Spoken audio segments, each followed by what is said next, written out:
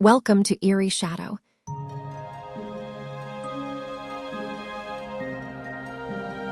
Once upon a time was never meant for people like us. These are not the stories you were told as a child. These are the ones whispered after dark, when the house goes quiet and the shadows start to breathe. You'll meet the girl who never left her tower, the sister who shrank to disappear, the prince who waited lifetimes to possess his bride.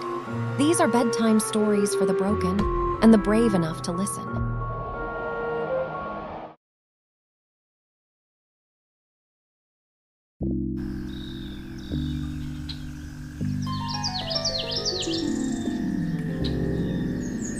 She believed she was a fairy, but the mirrors told a different story the first time Clara told me she thought she was a fairy. It wasn't in the usual whimsical way children speak about magical creatures. It wasn't a passing thought she shared while playing outside in the sun. No, it was different, an obsession. It started when she was still a little girl, no more than 6, when her eyes first found those fairy tale books stacked high on the shelves. I remember the look of wonder on her face when she picked up the one about Tinker Bell. It was nothing special, a picture book that most kids her age would have forgotten after a few readings. But Clara read it over and over again, clinging to the idea that fairies weren't just in stories. She would tell me, her voice soft and full of belief, that she was one of them, born to fly, born to have wings. I brushed it off at first. What child didn't believe in something magical? But as the days turned into weeks, I noticed the shift in her behavior. Clara stopped playing with the other children, retreating into her room where she would sit by the window, eyes trained on the sky as if waiting for something or someone. I tried to tell myself it was just a phase, just a childhood fantasy that would fade like so many others.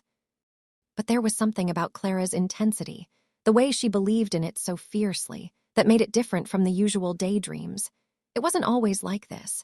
I remember when Clara was just a little girl, sitting cross-legged on the floor of her room, surrounded by old, worn books. She would flip through the pages, her eyes wide with wonder, imagining worlds that existed beyond the boundaries of her own. Her favorite stories, the ones she begged me to read to her over and over again, were always the ones about fairies. Tinker Bell, the forest sprites, the mythical creatures that lived in secret, hidden places. But there was one particular story she clung to, the story of the wings of glass. It was an old, obscure fairy tale about a young girl who believed she was destined to be a fairy, but she was trapped in the body of a human. She tried everything to grow wings, twisting her bones, carving into her skin, even trading pieces of her life to the forest spirits in exchange for her magical limbs. The wings never came. Her obsession with them only grew, and she eventually disappeared, vanishing into the forest, never to return. Clara was fascinated by that story. At first, it was just harmless curiosity. She asked me to read it to her every night, so much so that I could recite it from memory. But as she got older, the lines between the fairy tales and reality started to blur for her. She began talking more about real fairies, the ones that could fly, ones that existed outside the confines of their storybooks. I remember the first time I noticed something different. It was when she was 9 years old. Clara had come home from school, her face flushed with excitement. She clutched something in her hand, a scrap of metal, twisted into a shape that barely resembled a wing. "I found it," she said breathlessly. "I know where they are. I'm going to find the fairies and ask them for wings. I'll be one of them." At first, I thought it was a fleeting phase. But Clara never let it go. She started crafting wings in her room, pieces of cardboard, old fabric scraps, even sticks from the backyard. She would tie them to her back with ribbon and stand in front of the mirror, her eyes filled with the belief that if she just wished hard enough, the wings would appear. That was the first time she had ever asked to see herself in a mirror, and it stuck with me. She'd pull me in, her face gleaming with excitement to see her makeshift wings. "Look," she would say, "I'm a fairy. They're coming, I can feel them." She wasn't just looking at herself. She was looking for something, some sign, some spark of magic that could prove she was right. The mirrors were her portal, the reflection her gateway to believing the fantasy could come true. As Clara got older, the line between fantasy and reality grew blurrier. It became harder to separate the child I once knew from the one who stared back at me through the glass. The mirrors in her apartment became more than mere objects. They were something far more dangerous, symbols of her escape from a body that she no longer recognized. I first noticed it when she was about 15. Clara had stopped smiling in photos, stopped coming out of her room unless it was to leave a trail of old magazines, broken mirror shards, and fabric scraps strewn about like the remnants of some abandoned project. She no longer spoke to me about wings in the same hopeful, magical way. Instead, she would look at herself in the mirrors, her eyes distant, lost. It wasn't just about wanting wings anymore. The mirrors became tools of self-doubt, tools that reflected the body she couldn't stand to be in. Her obsession had transformed. She wasn't just trying to grow wings. Now, she was trying to escape the body that wouldn't let her. When I found the first cuts, I pretended I didn't see them. She had started carving into her own skin, making delicate incisions along her back, the lines meant to simulate the veins that might run beneath the wings she imagined would one day sprout. It wasn't long before the bandages became a permanent fixture. The scars only deepened as the years passed, her once smooth skin now marred by her attempts to force her body into something else. But it wasn't just the cuts. Clara had begun to isolate herself further, covering the mirrors in her room, saying that if she couldn't see herself, she could forget the body she hated. At one point, I found her standing in the corner, staring into a broken mirror, her hands pressed against the shards, searching for something that wasn't there. Her reflection was a fractured mess, her face twisted, contorted, and split into 1,000 different versions. In her mind, it was proof she was right. The wings were coming. They had to. The day Clara disappeared, it wasn't a sudden event. It was the culmination of years of delusion, of her slowly retreating into herself, into the idea that if she just kept going, if she just kept cutting and dreaming, the wings would come. I found her that night, as I always did when the madness took hold, sitting in front of one of the mirrors, her back bandaged and torn, eyes wide and searching, whispering to the empty room. She had finally destroyed all the mirrors in the apartment, shattering them with a hammer, leaving behind only broken pieces and the soft hum of her voice as she muttered about wings. Her body was no longer her own. It was a canvas, one she could never stop painting, carving, mutilating in the hopes of making herself something she could never be. She was lost to me, lost to the wings she believed in so fiercely. When I tried to stop her, to pull her away, she smiled at me, the broken smile of someone who had long since forgotten how to live. "I'm a fairy now," she whispered, blood trickling from the corners of her mouth. "I can feel them, but there were no wings." Just a broken girl who had trapped herself in the delusion of flight. The mirrors, those cursed mirrors, remained shattered and discarded in her room, and I never found Clara again. Her obsession with wings had destroyed her. And as I left, unable to stop what was happening, I realized something I had overlooked for years. It wasn't the wings she truly craved. It was the escape from a body that she couldn't bear to live in, from a reality she couldn't accept.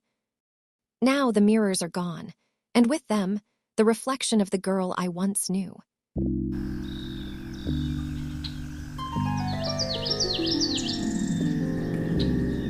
My sister thinks she's Cinderella, and she keeps leaving at midnight. The first time I noticed something was wrong with Lily, I thought it was just a phase. We were kids, after all. Our mother had just died, and our father had become a shadow of himself. His grief consumed him. He barely left his recliner, his hands shaking as he turned the pages of old books or stared at the TV with no intention of watching. He seemed to forget we were there. Lily and we tried to fill the silence, but it wasn't easy. I was too young to really understand how to process the loss of Mom. All I knew was that things felt empty, like they never would again. But Lily, she seemed to slip away entirely. She retreated into herself, and it wasn't long before I started noticing the strange things. At first, it wasn't alarming. It started with the glass slipper, a broken, cracked thing she found at a thrift store one afternoon. She told me it was just for fun, that she liked it because it reminded her of the fairy tales we used to hear our mom read to us before bed. Cinderella, Sleeping Beauty, Snow White, All of those stories we grew up on where everything bad would be fixed, where the good guys won in the end. I didn't think much of it at the time. But Lily's obsession with that slipper grew, slowly, quietly.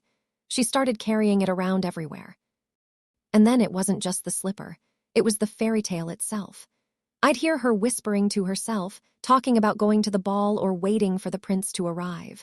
One night, she left the house, and it was around midnight when she returned. I remember the clock on the wall ticking loudly, echoing through the silent house. The sound of scraping heels on the concrete outside reached my ears, and I knew it was her. I didn't understand why she would do this, night after night. She would leave, and the next morning she'd act like nothing had happened. But I knew she was different. There was something in her eyes, something lost. I wanted to help her. I really did. But every time I asked, she'd brush me off. "I was at the ball, Ellie. I had to leave before midnight," she'd say, clutching the glass slipper like it was the only thing keeping her alive. She was so caught up in the fairy tale that the real world didn't seem to matter to her anymore. I tried to talk to her about it, tried to get through to her. But it wasn't just the slipper. It wasn't just about a story anymore. It was the trauma, the grief that she hadn't processed, the death of our mother that had broken her more than I realized. Mom used to tell us stories at night, fairy tales that made the world seem like a kinder place. But after she died, those stories became a lifeline for Lily, and she clung to them. But it wasn't just a need for comfort. It was something more, something darker. 2 years after Mom died, Lily's obsession with Cinderella took on an even darker turn. It wasn't just the slipper anymore. It was the ball, the prince, the idea that somehow everything could be fixed if she could just follow the fairy tale. I found her one evening sitting in the dark, holding the glass slipper up to the light. Her fingers trembled as they traced the cracked edges of the shoe. Her eyes were wide, and for the first time I saw something real, fear, etched on her face. "Ellie," she whispered, her voice cracking, "I'm waiting for the prince. I have to leave before midnight. I have to go." I didn't know what to say. She wasn't the same Lily I remembered. This wasn't just a child's fantasy anymore. It was something deeper. It was the trauma, the grief, and the need to escape from a reality that had become unbearable. Lily had retreated into this fantasy, and in doing so, she was slipping further and further away from me. And then, the midnight rituals began. Every night, Lily would leave the house, her heels scraping on the pavement as she walked into the night. I didn't know where she went, and honestly, I was too scared to follow her. I tried to stay up to wait for her, but sleep would always overcome me, and when I woke, she'd be back, as though nothing had happened. I remember one night, around 2 a.m., she came back with the slipper in her hand.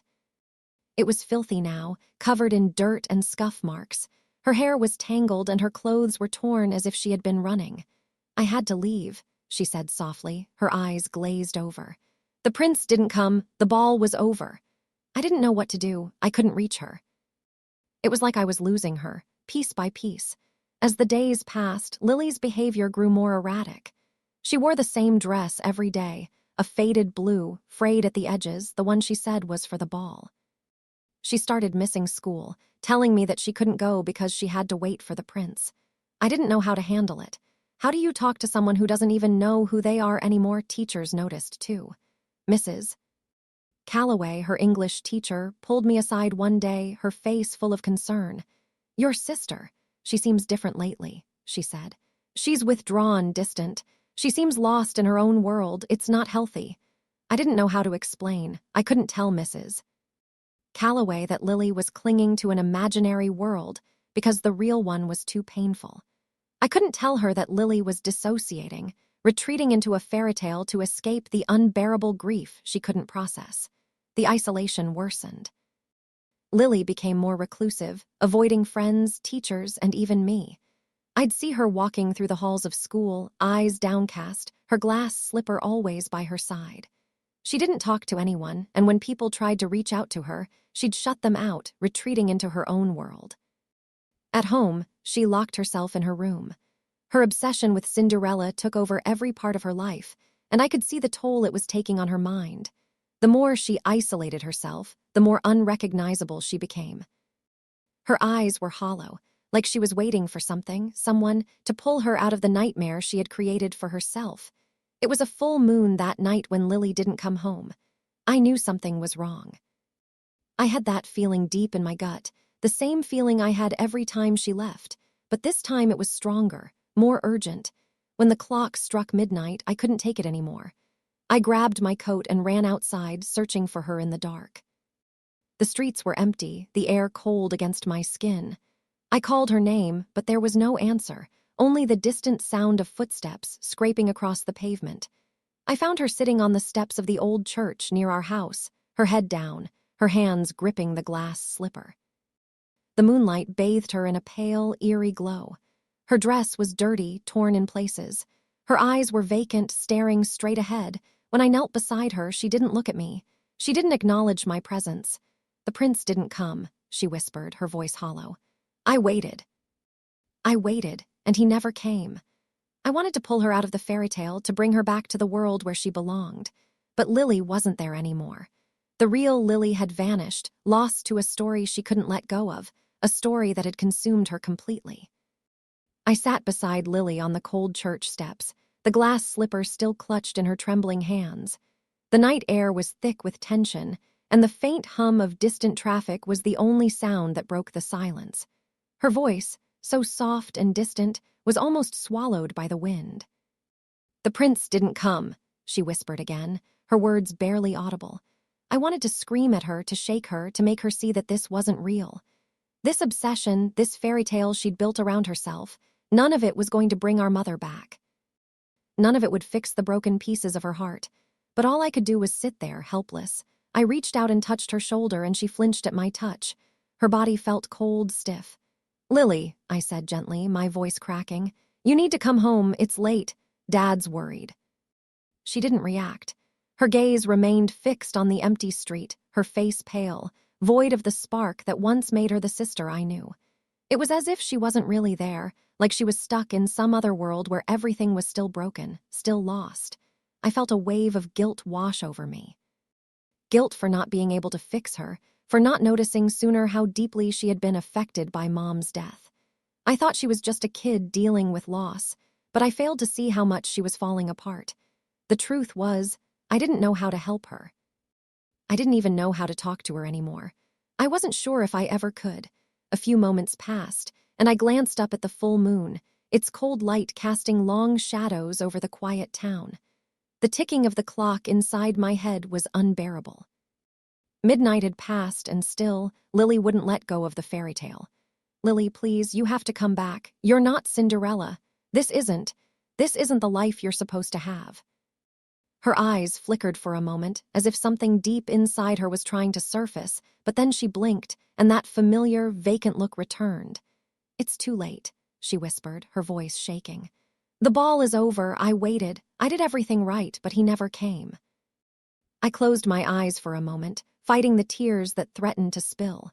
My sister, this fragile, broken girl beside me, wasn't lost in a fairy tale. She was lost in her own mind. She had convinced herself that if she just kept playing the part of Cinderella, something would change. That maybe, if she could just keep waiting, life would make sense again. But it wasn't working. It never would. I wrapped my arm around her shoulders, pulling her into a gentle hug. Her body remained rigid, but I held her tight, hoping that somehow I could give her something real, something to hold on to in this nightmarish world she had retreated to. "You don't have to do this alone, Lily," I said, my voice soft but firm. "I'm here, I'm always here." But I knew that wasn't enough. She wasn't just running from the pain of losing Mom. Lily was running from herself. She had been running for so long that she didn't even remember where she had started. And I wasn't sure I could catch her. We didn't speak on the walk home. The weight of what had just happened hung between us like a thick fog, suffocating any attempts at normalcy. Lily's steps were slow, deliberate, each one dragging her further from the reality she so desperately wanted to escape. The slipper, still held in her hands, was dirtied and worn, an emblem of her obsession, her desperate need to believe in something that could save her. When we reached the house, I opened the door and we stepped inside. Dad was asleep in his recliner, the TV casting a flickering glow over his face. It was as if nothing had changed, as if everything was still the same, empty and hollow. I helped Lily out of her dress, the one she insisted was her ball gown. It was torn and stained, but she didn't seem to care. She let me undress her without protest, her eyes vacant, as though she were watching from a distance. After I tucked her into bed, I stood there for a moment, watching her. I wanted to say something to make it all better. To tell her that things would get better, that we'd find a way out of this dark place she'd trapped herself in. But I didn't have the words. I didn't know what to say anymore. I sat down at my desk, my hands trembling as I tried to focus on my homework, but all I could hear was the ticking of the clock and the silence in the house. The clock that seemed to mock me with its steady, relentless movement. Another minute, another hour. Time kept passing, but it wasn't healing anything. It was only making it worse. The next morning, I woke to the sound of Lily's voice, low and distant. She was talking to herself again, murmuring about the prince and the ball. I knew I had to do something, but what? The therapist had said that we needed to help Lily confront the trauma of our mother's death. But every time I brought it up, she shut down. She wasn't ready. Or maybe she was too far gone. Lily had withdrawn from school entirely now. She spent her days locked in her room, talking to herself, holding that damn slipper. She wasn't just isolating herself from friends, she was isolating herself from the entire world. Her obsession with Cinderella had taken over every part of her existence, and it was slowly eating her alive. I stood in front of the mirror that morning, staring at my reflection. I saw the exhaustion in my own eyes. I saw the same desperation that I felt every time I tried to talk to Lily. The helplessness. But then, something inside me snapped. I couldn't keep waiting for someone else to fix this. I couldn't keep pretending like things would get better on their own. If I didn't do something, if I didn't try to reach her, I might lose my sister forever. The truth is, I don't have all the answers. I don't know how to fix Lily. I don't know how to pull her out of the dark world she's built for herself. But I know one thing for sure. If I give up on her, if I let her disappear into that fairy tale forever, I'll lose her for good. I don't know what happens next. I don't know if Lily will ever let go of the slipper, of the prince of the ball. But I can't stop trying. Because even though I'm scared, even though I feel like I'm losing her, I still see my sister in there somewhere. The girl I used to know. The girl who once smiled without a care, who believed in things that weren't real. I have to believe that she's still in there, buried beneath the fairy tale. And maybe, just maybe, I can bring her back.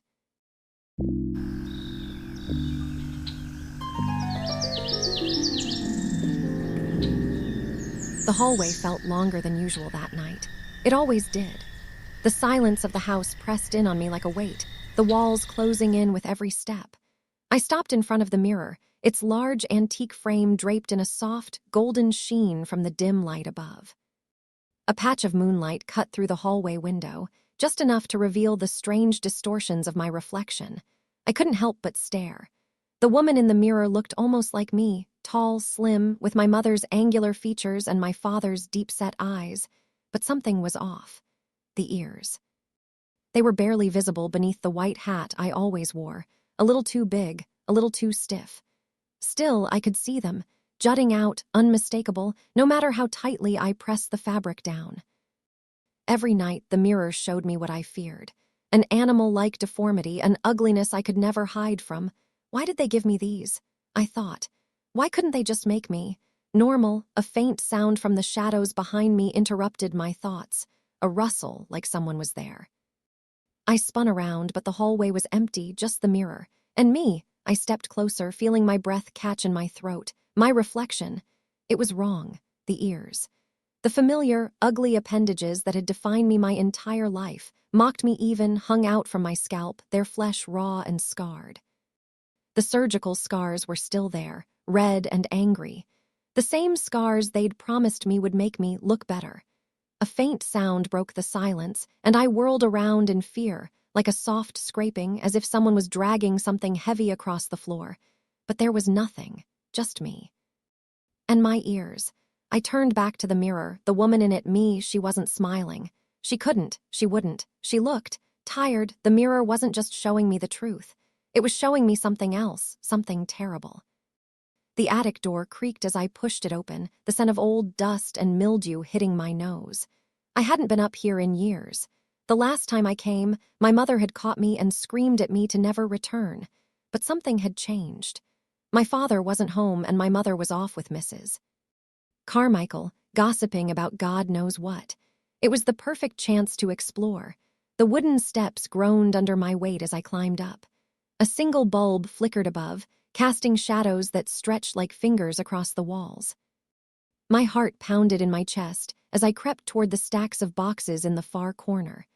The air felt colder up here, like the house had swallowed all the warmth and left only the chill of forgotten things. I shuddered as I passed the broken window.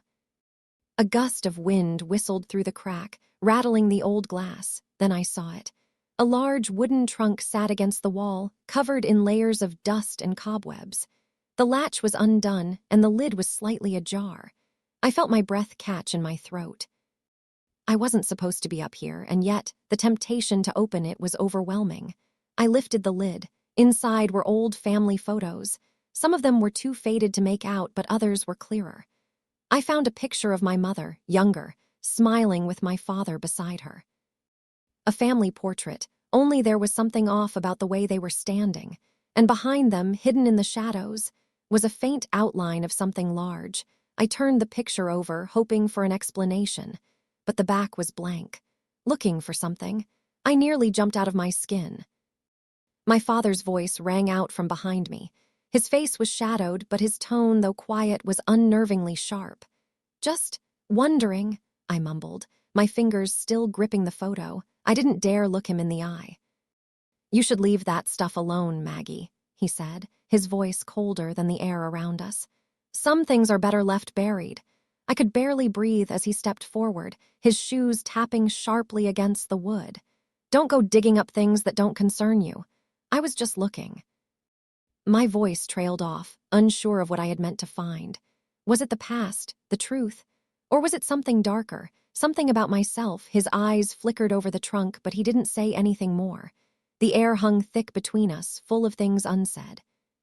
Without another word, he turned and walked down the stairs. The attic felt even colder now. My mother had never been kind when it came to my ears. Every day, I wore the hats she bought me, careful to keep my hair tucked neatly underneath. At first, it didn't seem so bad. But over the years, it became clear. My ears weren't just an inconvenience, they were a secret, my family's secret. "Don't touch your hat, Maggie," my mother would say. "People don't need to see those things." I could hear her words in my head as I stood in front of the mirror again, this time alone. My parents had gone out, and it was just me, in the silence of the house. My hand shook as I lifted the brim of the hat, the ears. The familiar, ugly appendages that had defined me my entire life, mocked me even, hung out from my scalp, their flesh raw and scarred. The surgical scars were still there, red and angry. The same scars they'd promised me would make me look better. My heart raced as I stared at them. I wanted to pull the hat down harder, hide them again, but something inside me wanted to see. I thought I saw my mother's face flicker in the reflection, her mouth set in a thin, disappointed line. "Maggie," she would say, "if only you could be normal. Why do you have to ruin everything?" The echo of her voice haunted me as I stared at the ears, feeling them grow larger, the shadow of them stretching and twisting until they filled the reflection. The braying grew louder, the scraping noise behind me, closer now. The sounds I had come to fear. My father's voice, cold and indifferent, joined the chorus in my mind. "Why can't you just be a proper girl?" I wanted to scream. I wanted to rip the ears off, but they wouldn't come off. They were mine, they would always be mine. The woods behind the house were always a place of mystery. They were wild and untamed, much like I felt inside, a place I had always been drawn to despite the warnings of my parents. Tonight, the moon hung high, casting silver light through the trees, turning them into twisted, skeletal shapes. It felt as though the world beyond the house was the only place that understood me. I walked through the thick underbrush, my footsteps muffled by the damp earth beneath. The night was quiet, too quiet. There was no breeze tonight, just the occasional whisper of leaves in the distance, the faintest rustling. I stopped at the edge of the trees and looked back at the mansion. The lights in the windows were all off, but something flickered from the second-floor window. It was almost like my reflection in the attic window. A sudden gust of wind swept through the trees, and I heard the braying again. Only this time it was louder, closer. It was as if the very forest itself had started to breathe, and it was breathing with me. The animal sound echoed through the trees. I turned to leave, but my legs felt like stone. My thoughts swirled together, my family's secrets, the horrifying truth of what I had become, and the deep, sickening shame I carried. The woods weren't just outside the house. They were inside me, too. The sound was getting closer now, so close I could feel the vibrations in my chest. My heart pounded, matching the rhythm of the braying. I stumbled forward, tripping over roots as I rushed to escape, but I couldn't escape. The darkness was alive, wrapping around me, choking the air from my lungs. I returned home, exhausted and trembling. My ears burned beneath the hat, the scars stinging. I had heard things, seen things in the woods, but I couldn't tell anyone. They wouldn't understand. They'd mock me. As I entered the house, my father was sitting in his chair, staring into the fire. My mother was gone. It was always like this. My father distant, my mother absent. I hesitated before speaking. "Why did you do this to me?" I whispered, but my voice sounded alien in the silence. He didn't respond. His gaze was fixed, not even acknowledging I was there. I could feel the coldness of his indifference. "I was just born like this," I muttered, voice trembling. "I didn't ask for it." "Not everything's a choice," he said flatly, his eyes not leaving the fire. "Some things you have to live with." I looked down at my hands, the scars, the ears, the truth. There was no escape.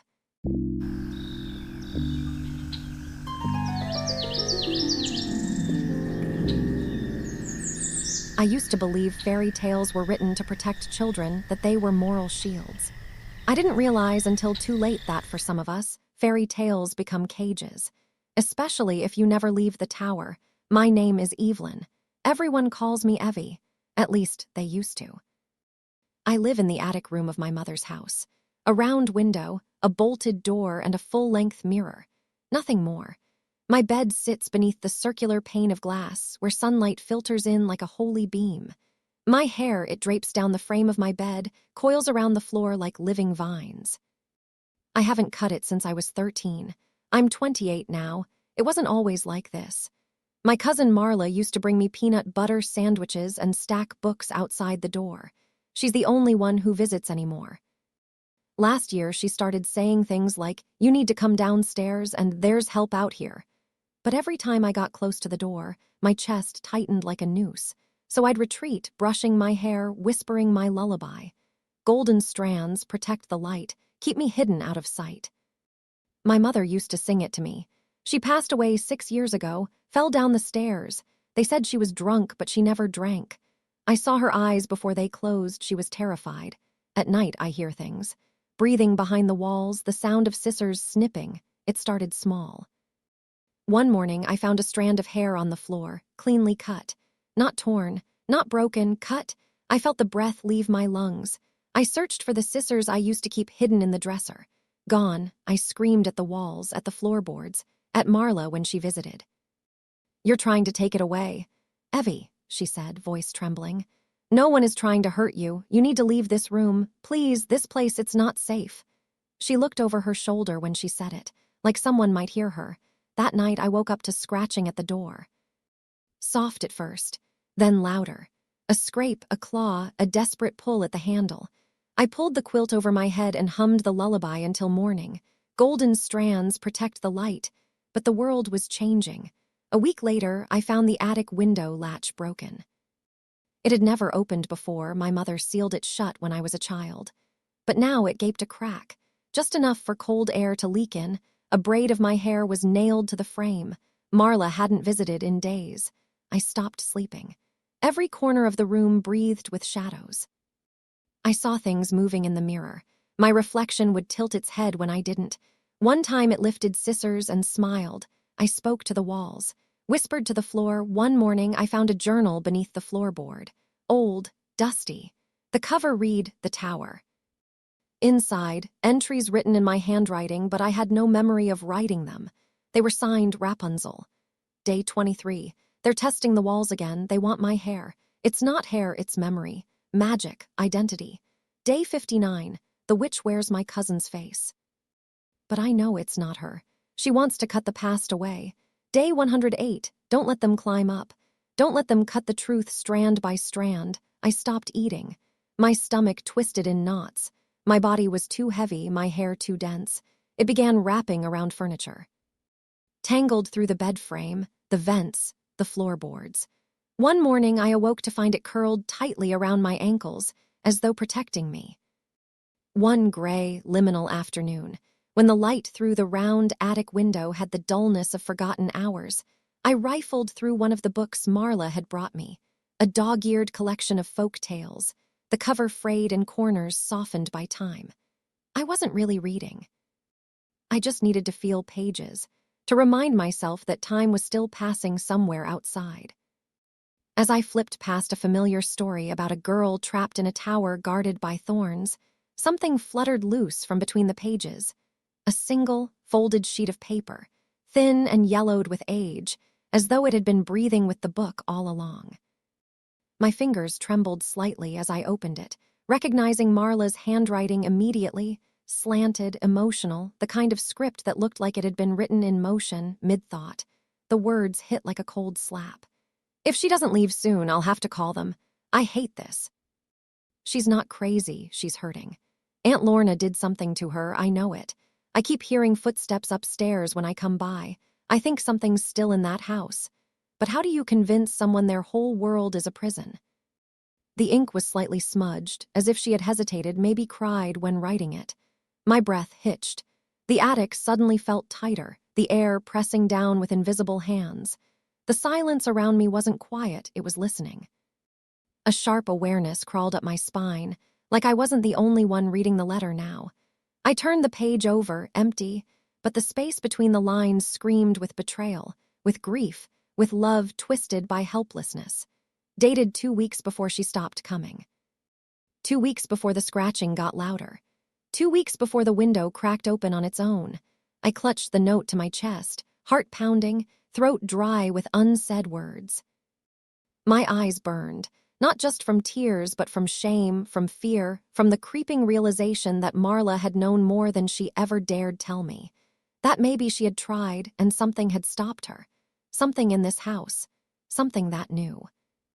The mirror across the room flickered with a slant of light, and for the briefest moment, I saw her reflection behind me, not Marla, but someone wearing her shape, smiling with a mouth too wide and eyes like hollow tunnels. I blinked. It was gone. But the feeling lingered, like I had just peeled back a layer of the world and glimpsed something I was never meant to see. I wasn't alone. I never had been. Marla sat frozen in the driver's seat of her car, the engine long dead, the windshield fogging with each anxious breath. Her hands clutched the steering wheel as if it were the only thing tethering her to the present. Outside, the house loomed like a wound that refused to close, its roof stooped under the weight of secrets. Her eyes were locked on the attic window, that single circular pane of glass glinting dully in the overcast sky like a watching eye. A slow tremor worked its way up her arms. She hadn't stepped inside in years, yet the memory was as sharp as broken glass. She was 16 again. The air in the hallway had smelled of mildew and old soap. Aunt Lorna's grip was iron, dragging Evie up the creaking stairs by the wrist. Evie had thrashed, kicking the railings, shrieking like something primal had been ripped from her. Marla had stood at the bottom of the stairs, too stunned to move, her voice caught somewhere between a scream and silence. Then came the door slam, a lock, and then the sobs, muffled, distant, endless. Back in the car, a dry sob slipped from Marla's throat. Her forehead touched the steering wheel, knuckles pale from how tightly she gripped it. "I should have told someone," she whispered, her voice hoarse and hollow. "I should have told anyone." The silence inside the car was deafening, no radio, no breeze, just the pounding echo of her own guilt. Her fingers dug into the leather bag on the passenger seat until they closed around something familiar, a small, time-worn notebook. She opened it with shaking hands, flipping past hand-sketched blueprints of the attic, scribbled notes in margins from family albums, faded Polaroids with faces violently scratched out. There were arrows pointing to hidden compartments, question marks next to Lorna's name, a timeline of screams no one had cared to track. This wasn't just grief anymore. It was resolve. Marla tore out a blank page and with slow, deliberate strokes wrote a single word in the center. Soon. 3 days later, she came back, not as a visitor, but like someone reclaiming lost ground. The door hadn't creaked when she opened it.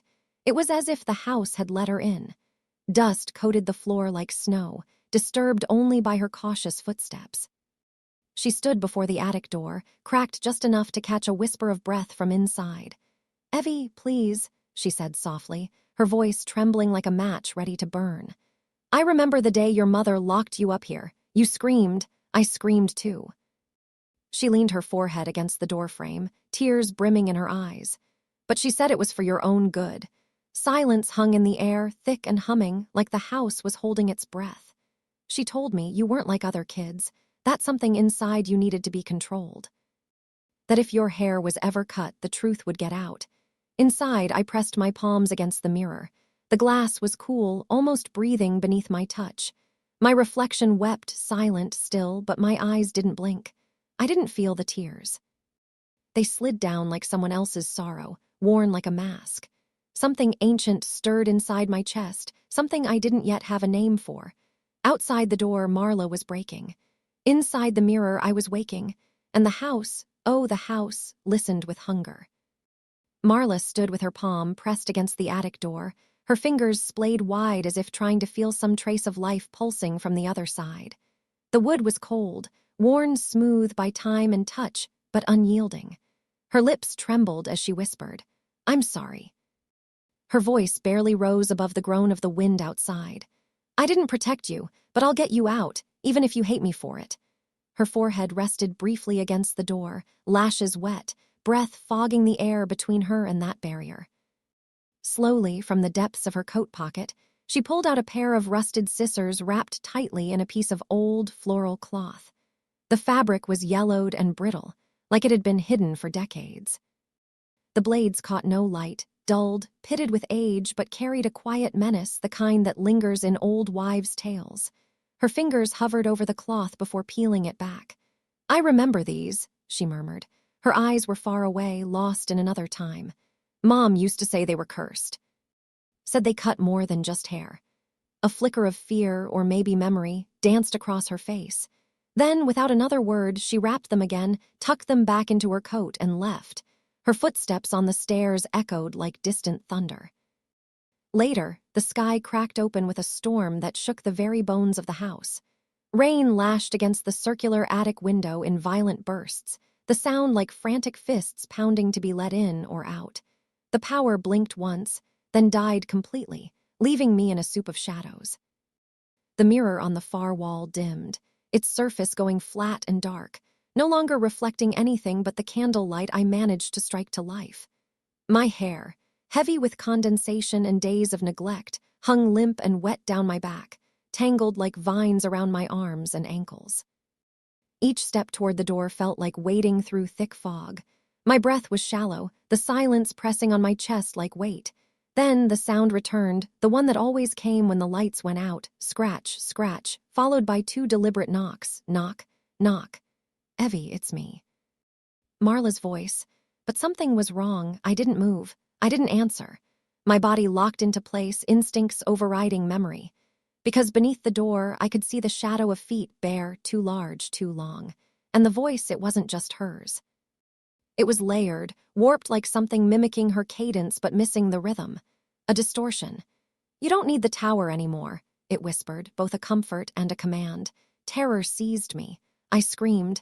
I scrambled backward, limbs catching in the net of my own hair. The candle tipped. A soft thud, then a rush of heat, the rug caught, flames climbing quickly like fingers hungry for the walls. I beat at it with my blanket, sobbing, choking on smoke and panic.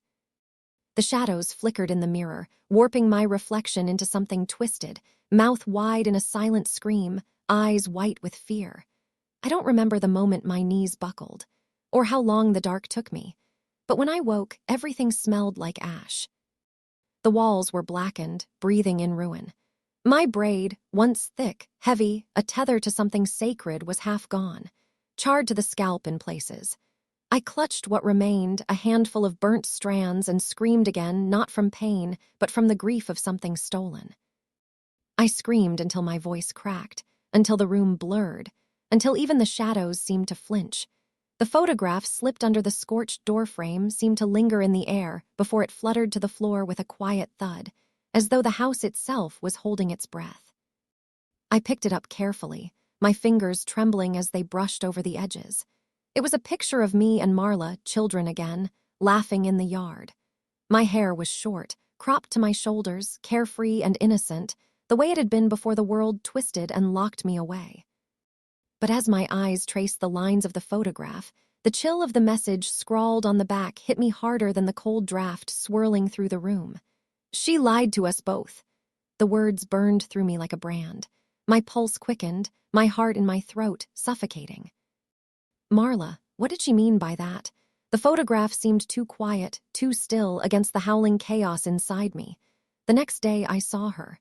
Marla.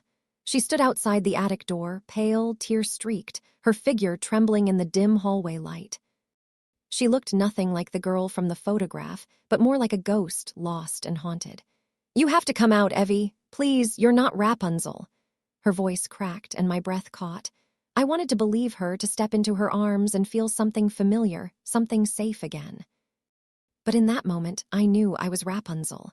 I was trapped here, bound by the hair, the lies, the past. My fingers brushed the door handle, the metal cold against my skin. It groaned as I turned it, and when the door swung open, the hallway was empty. No Marla. The house was still, like it was holding its breath. The air felt wrong, thick with the scent of decay and something far worse. I stepped out, my feet bare against the cold wooden floor. Each creak of the stairs beneath me felt like the house was mourning my return. My body shivered, but not from the chill. The walls pulsed, shadows flickering just out of sight like something was always there, watching. I stumbled down the hall, disoriented, everything too quiet, too wrong. I forced myself to step outside, my bare feet meeting the cracked earth, the overgrown grass pricking my skin. The sky above was a sickly pale gray, the sun an absent memory, and the air was thick with the smell of decay. Dead vines clung to the fence like skeletal fingers reaching out to grab me, to pull me back into the silence that haunted the house. I looked around, nothing.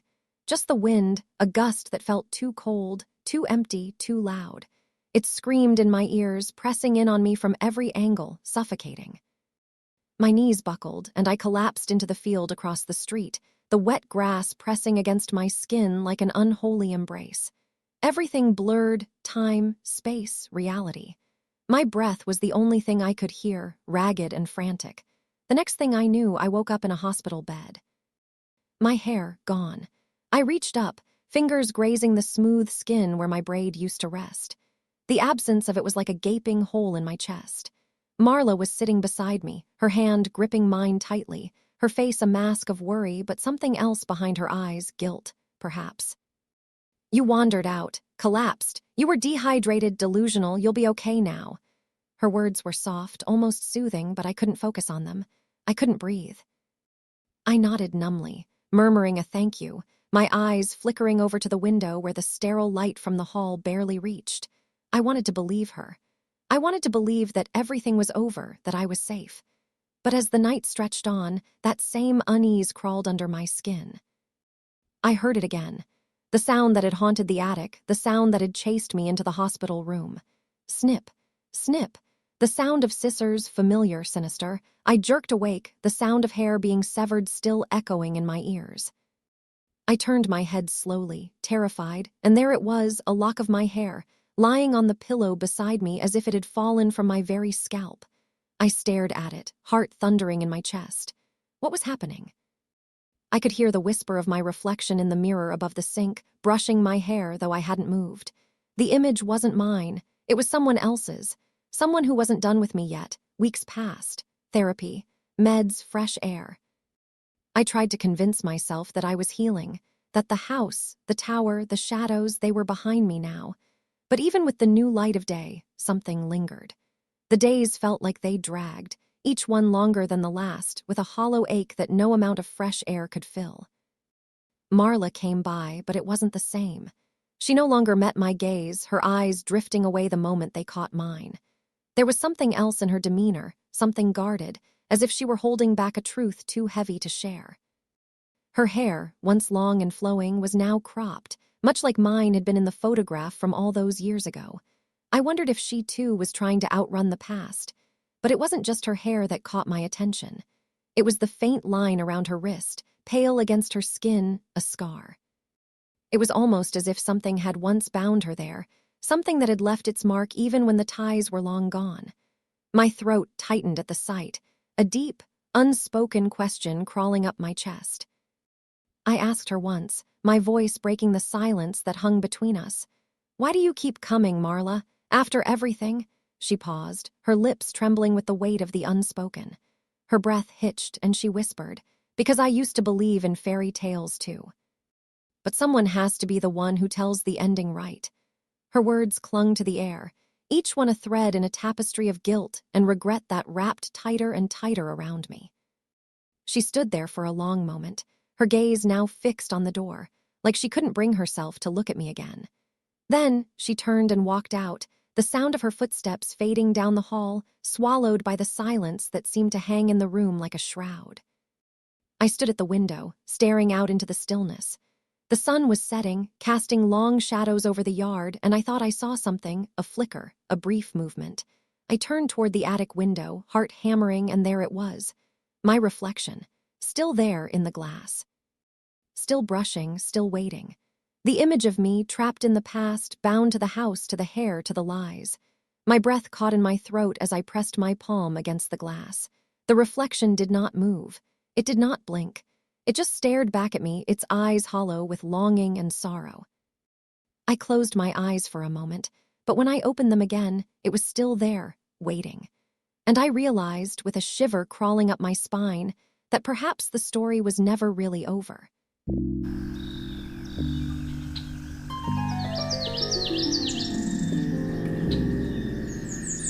I used to think it was just a phase, just another strange thing kids go through. After all, Clover had always been a little different. Sensitive, imaginative, prone to hiding in kitchen cabinets or curling up in laundry baskets and whispering fairy songs she made up herself. I thought she'll grow out of it, but she didn't grow out of it. She shrank into it. Clover is 7 years old. I'm Daisy, 19, and her older sister. Since Mom passed, I've been more than a sister. I'm guardian, cook, tutor, therapist, and lately, a reluctant warden. We live in a modest 2-bedroom house inherited from our grandmother, tucked behind a patch of overgrown trees that brush the windows like fingernails. It's quiet here, too quiet sometimes. The silence becomes a stage where whispers echo and footsteps never seem to belong. It started with the height chart. We kept one on the back of the bathroom door, a line for every birthday. But a few weeks ago, I noticed something odd. Clover's latest lines were getting lower. At first, I thought it was a joke. Maybe she was drawing them herself.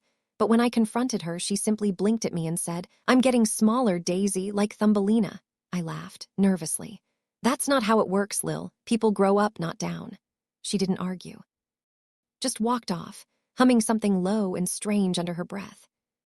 One night, I found her crouched under the kitchen table with a pair of scissors and strips of pink plastic taped to her back. I bent down and realized she'd built herself wings, but not child-safe ones. These had bits of broken knives embedded, twisted into wire and glitter glue. "Where did you get these?" I asked, my voice higher than I intended. Clover stared at me with perfect calm. "They help me fly to the flower fields, but I'm too big still. I have to get smaller." I confiscated the wings and hid the scissors. I told myself it was just an overactive imagination. Kids make things up. But there was something in her eyes that unsettled me. It wasn't just fantasy. It was belief. I made an appointment with a child therapist. Dr. Alonzo was kind, calm-voiced, with a room full of soft chairs and warmer lighting than any place had a right to have. Clover liked her. Too much, maybe. She sat cross-legged on the couch, eyes locked on a dangling mobile of butterflies. Dr. Alonzo asked, "Can you tell me about the fairies, Clover?" Clover giggled. "They come through the pipes, that's why I crawl under the sink." "Do they talk to you?" She nodded. "What do they say?" Clover leaned closer to the therapist and whispered something. Dr. Alonzo's smile faded. "What was that, Clover?" "They said to cut the rest off so I can fit in the petals." My blood ran cold. I opened my mouth to interrupt, but Dr. Alonzo gave me a look. "Don't, not yet." After the session, the doctor pulled me aside. "She has a fixed delusion. She may be dissociating, possibly grief-induced, but Daisy— Yes, Dr. Alonso hesitated. She also said her mother told her she was too big for the fairies. Did your mom ever say things like that? No, I whispered, but my voice sounded wrong, flat, like it wasn't mine. I began hearing things at night, quiet, unnerving sounds that cut through the stillness like the snip of shears in the dark. Always at 2:59 in the morning. Always coming from Clover's room. The clock on the wall ticked in sync with the rhythm, its second hand seeming to stretch into an eternity. I'd open her door, my heart pounding in the quiet, expecting the worst. But she was always there, asleep, or pretending to be, the shadows dancing over her face. Fairy wings scattered across the floor, feathers caught in the dim light, a cracked compact mirror glinting sharply like a sliver of ice in the dark. And then there was the sound again, the snip. Once, when I watched from the doorframe, her chest barely moved as if she were holding her breath. Her eyes wide, like she was awake but trapped somewhere between waking and dreaming. Smaller, smaller, smaller, she whispered under her breath, her voice barely audible, tremoring with a strange desperation.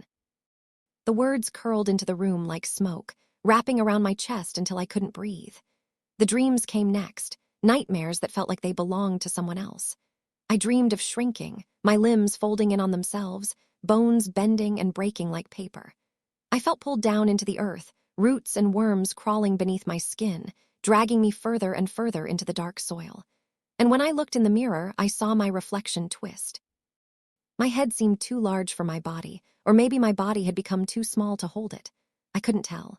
The space around me grew too tight, too suffocating. I found Mom's old journal hidden in a dusty box in the attic. The pages were torn and water-stained, each one falling apart like it had been soaked in years of forgotten memories.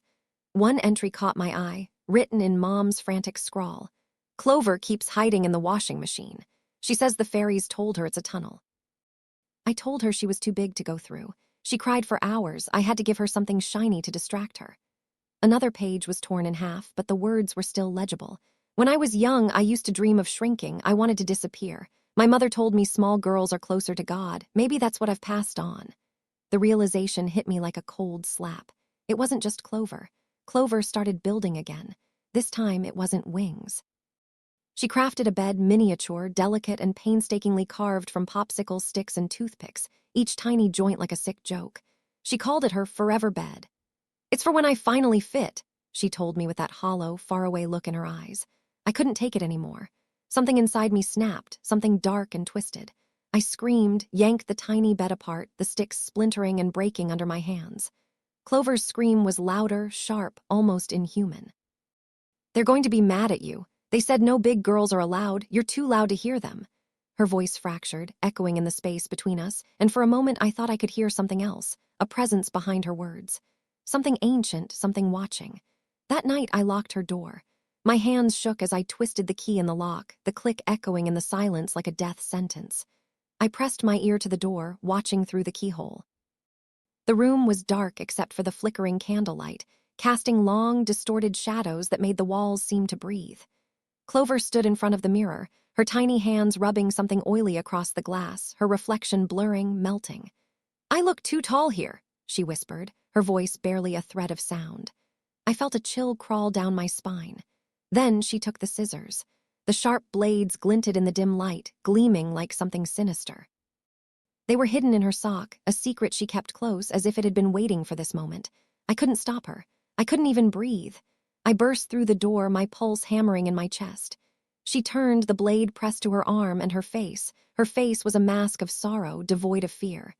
They said I have to cut the loud parts off, she whispered, the words falling from her lips like a death sentence of their own. My heart stopped. I froze, not knowing what to say, how to stop her from doing whatever it was she thought she needed to do. The room felt smaller, the air thinner. And in the distance, the buzzing of flies started again, distant at first, but growing closer, louder. And I knew in that moment that nothing would ever be the same again. I removed every knife, every blade. I thought that would be enough, but she always found them anyway. One was pulled from the broken toaster, the metal gleaming sickly under the dim kitchen light.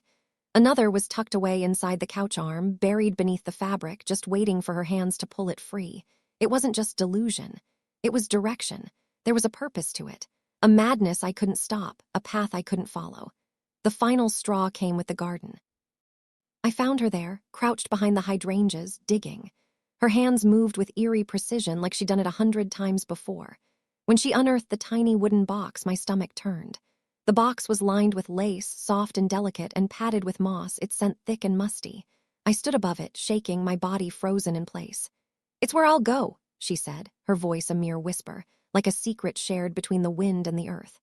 "Once I'm small enough to sleep there forever." My throat tightened, and I wanted to scream. But all I could do was watch as she placed the box back into the hole, her tiny hands smoothing the dirt over it like she was burying a piece of herself. That night, I sat in her room, my body too tense to sleep. The silence between us felt thick, almost tangible. I could feel the weight of her presence beside me, even when she was still.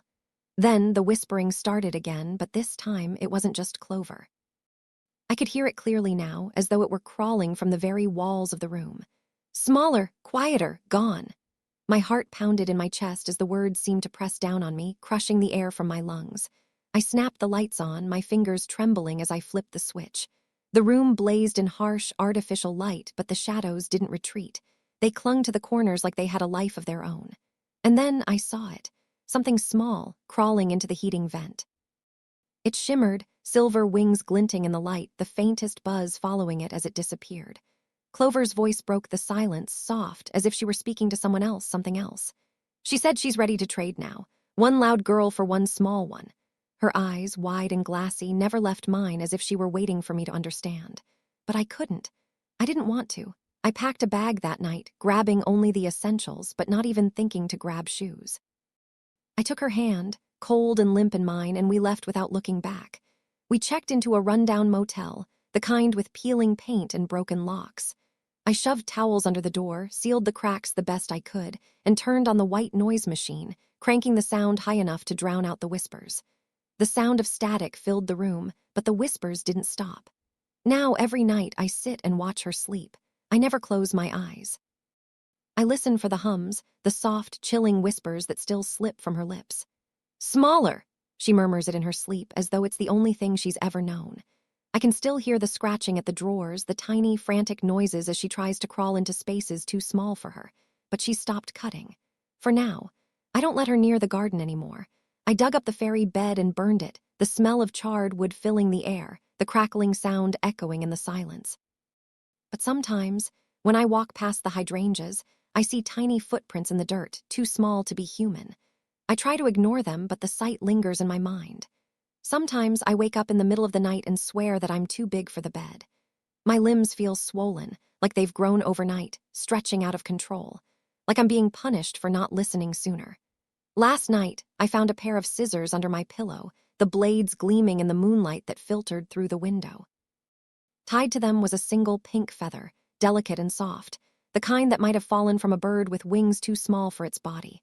And beneath it, a note, neatly written, the ink smudged in places as if it had been written hurriedly, desperately. "You're almost ready, too." The words felt like a warning, a truth I wasn't ready to face. My pulse quickened, my hands shaking as I set the scissors down. I glanced at Clover, who slept soundly beside me, her breathing steady, her face peaceful. But I knew, she knew, what was coming next, and there was nothing I could do to stop it.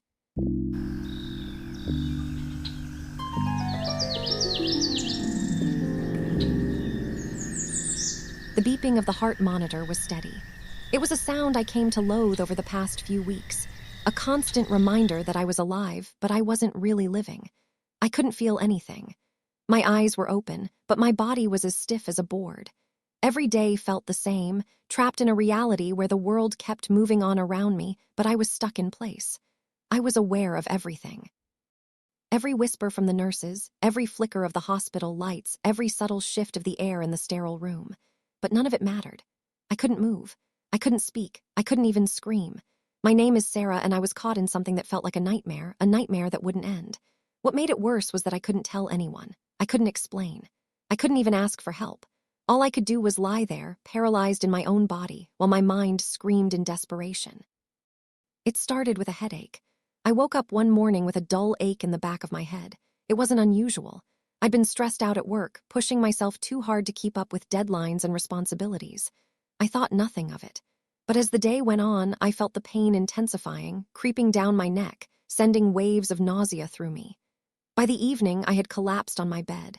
I didn't know it then, but that was the last time I'd feel anything for weeks. When I woke up again, it was as if I had been in a deep, never-ending sleep. The room around me was unfamiliar. The hospital lights above flickered as they always do, casting unsettling shadows on the sterile white walls. A nurse moved silently in the corner of my vision, her footsteps light but echoing in the void of silence that surrounded me. She didn't even look at me when she adjusted the IV in my arm. I tried to speak. I tried to scream, but nothing happened. My lips didn't move, and my throat was a dry, empty void. The more I tried, the more I realized something was terribly wrong. I had no idea how long it had been since that first moment. Time had become irrelevant, slipping away like sand between my fingers. It could have been hours or days. The world outside seemed to have faded into a fog, leaving me suspended in a timeless void. The silence around me was suffocating, oppressive. Even the air felt thick, each breath a struggle. I would drift in and out of a sleep so shallow it could hardly be called rest. When I did awaken, I found myself submerged in the same eerie quiet, an unsettling stillness that pressed down on me from all sides, like the walls of the room were closing in. The nurses came, their footsteps soft, their voices hushed and distant. Their presence should have been comforting, but it only intensified the isolation. I could hear their murmurs, so close, yet so far away, like whispers in a dream I couldn't fully grasp. I could sense them adjusting my IV, checking my vitals, but their touch felt unreal, as though they were interacting with someone else, someone who wasn't me. I tried to move, tried to raise a hand to press the call button, but my body betrayed me. It felt as though I was encased in stone, unable to lift a finger, unable to speak. Every attempt to shift, to break free from the paralysis, was futile. My muscles refused to obey, and the sense of helplessness, of being trapped in a body that wasn't mine, grew more suffocating with each passing moment. The heart monitor's beat became a maddening rhythm that rattled my thoughts. It echoed in my mind like the beat of a death march, relentless, unyielding. Every pulse felt like a reminder that I was still here, still breathing, still trapped. The steady rhythm drowned out everything else, filling the empty space with its unbearable sound, a constant reminder of my immobility. The worst part was that I was awake, fully, excruciatingly awake. I could hear everything, the soft shuffle of their feet, the faintest rustle of fabric, the nurses' whispered conversations too quiet for me to make out. But nothing felt real. I could sense them moving around me, could feel their breath in the air, but it was like they existed in a different world, just out of reach. It was as if I were trapped behind a glass wall, unable to touch, to speak, to connect. I was aware of the world around me, but I was not a part of it. And the longer I lay there, the more I could feel my sense of self begin to slip away, as though I was fading into the nothingness around me, swallowed by the overwhelming silence that surrounded me like a tomb. It was during one of these long stretches of helplessness that I began to hear things.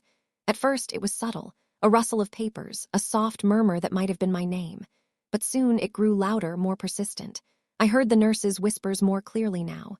They didn't know I could hear them, but they spoke as though I were just a body on a table, not a person who could hear everything they said. "Do you think she'll wake up?" one nurse asked another. "I don't know," came the reply. "Her brain activity is still there, but she hasn't moved in weeks. It's like she's in a coma, but she's not." I wanted to scream, to tell them I was here, but I couldn't. Another time, I overheard the doctors talking about something even stranger. "Her case, it's like Sleeping Beauty syndrome," one of them said, his voice tinged with confusion. "But how can she be aware of everything? How can she feel everything but not respond?" The words floated around me, though they didn't make sense. I had heard of Sleeping Beauty syndrome before, also known as Klein-Levin syndrome, a rare disorder that causes sufferers to fall into long periods of deep, unresponsive sleep. But this was different. I wasn't asleep. I was awake. I was trapped in my own body, and every attempt to break free sent me deeper into despair. The hospital room started to feel more like a prison. The sterile smell of antiseptic and bleach never left the air, but over time it started to fade into something worse. I began to notice the buzzing of flies, tiny, relentless, drawn to the dim light near the windowsill. I tried to close my eyes, but it didn't matter. I couldn't escape it. The buzzing filled my head, a constant reminder of how stuck I was. It was like I was drowning in my own mind. I started having dreams, or maybe they weren't dreams at all. Maybe they were memories of things I never lived, distorted images of people I couldn't place. In these half-waking moments, I would see shadows moving in the corners of the room, figures whispering my name. But every time I tried to move, to get closer, they faded into the darkness. I was never close enough, never far enough. I was stuck. The flickering of the hospital lights became my only constant. They flashed above me, growing dimmer every day. A haunting rhythm, like the pulse of my own heartbeat, mocking me. The doctors came and went, never noticing the darkening of my soul. The longer this dragged on, the more I could feel myself slipping away, my mind, my sense of reality. It was terrifying. To be trapped not just in a body you can't control, but in a mind that's betraying you. Everything I thought I knew started to blur, twist, fade. The lines between what was real and what was, they began to vanish. I couldn't hold on to anything anymore. Time lost all meaning. The days blended into one long, endless stretch, indistinguishable from the last. I couldn't even tell if I was alive. Was this what death felt like? A slow, torturous awareness locked inside a body that refused to wake up, unable to escape. It felt like I was already gone, except that I was. Not fully. Not yet. Then the whispers came again. But this time it wasn't the nurses. No, these whispers were mine. My thoughts distorted, wrong. They spoke of things I didn't recognize, memories that weren't mine. I saw a house I'd never lived in, a man I'd never met. And always that damn buzzing. The flies. Their relentless hum, like they were swarming all around me, crawling under my skin. They were everywhere. It was suffocating. And it wasn't just a sound, it was a presence, a feeling, a creeping decay. Like the air itself had become thick with it. And I couldn't escape it, couldn't even shut it out. It was like I was drowning in my own mind, unable to reach the surface. Then in one fleeting moment, the fog cleared just enough. I felt it, the horrible, cold truth settling in my chest like a weight I couldn't bear. I wasn't going to wake up. Not from this nightmare. And with that realization, I froze. The world around me disappeared, leaving just the raw, horrible knowledge that I was trapped, stuck in this prison. I wanted to scream, to lash out, to fight against it all. But I couldn't. My body wouldn't move. My voice was locked somewhere between sleep and waking, caught in a void that felt endless. And the days, they stretched on, blurring together like they were never-ending. The sound of the heart monitor kept ticking, the flickering lights buzzing overhead. All I could hear was the relentless time slipping away, and there was nothing I could do. In the end, the worst part wasn't the buzzing of the flies or the lights that flickered, casting long shadows on the walls. It wasn't the endless beeping of the heart monitor or the feeling of being locked in a body that wouldn't listen. No, it was the loss. The quiet, creeping realization that I was no longer the person I used to be. I was becoming nothing. A shell. A name that would soon be forgotten. The sense of losing myself, that was the real horror. Every piece of me was slipping away. My past, my memories, my identity, all fading little by little until they were gone. I could feel myself vanishing, becoming something less. Something no one would ever remember. I was Sarah anymore.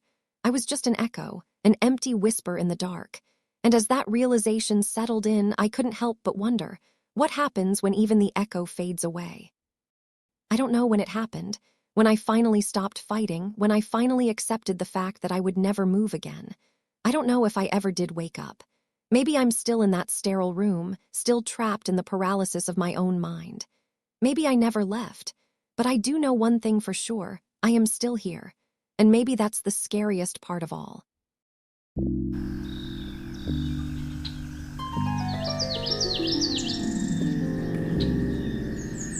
It was late, too late for anyone to be knocking on my door. The kind of late when everything feels suspended in time, holding its breath. My house, an old, creaking relic of a forgotten neighborhood, had always been a safe, dull comfort, familiar, quiet. But tonight, as I stood in the dimly lit hallway, something had changed. The shadows didn't just stretch, they crawled. The hum of the refrigerator in the kitchen became a dissonant, ominous drone gnawing at my nerves. Then the knock. Slow, deliberate thud, thud, thud. My heart slammed in my chest. It wasn't just a sound. It rattled through the floorboards, vibrating in my bones, lingering in the silence long after it stopped. My breath hitched, frozen in place. I lived alone. No one ever knocked at this hour. The neighbors, too quiet, too still. The clock read 2:47 a.m. It felt wrong. I edged toward the door, hands trembling as I reached for the handle, unsure whether the chill creeping down my spine was from fear or something else. I opened the door, inch by inch, and there he stood, tall, impossibly tall, as if he were stretching the limits of human form. He wore an old-fashioned green outfit, the coat stiff and buttoned to his throat, the collar sharp like an antique relic. But it was his face that paralyzed me. His smile, too wide, far too wide, split his face like a grotesque mask. His eyes, they shimmered, glowing faintly in the dim light, radiating a childlike wonder that bordered on madness. And in his hand he held a cap, green with a feather sticking out of it, like something stolen from the pages of a forgotten storybook.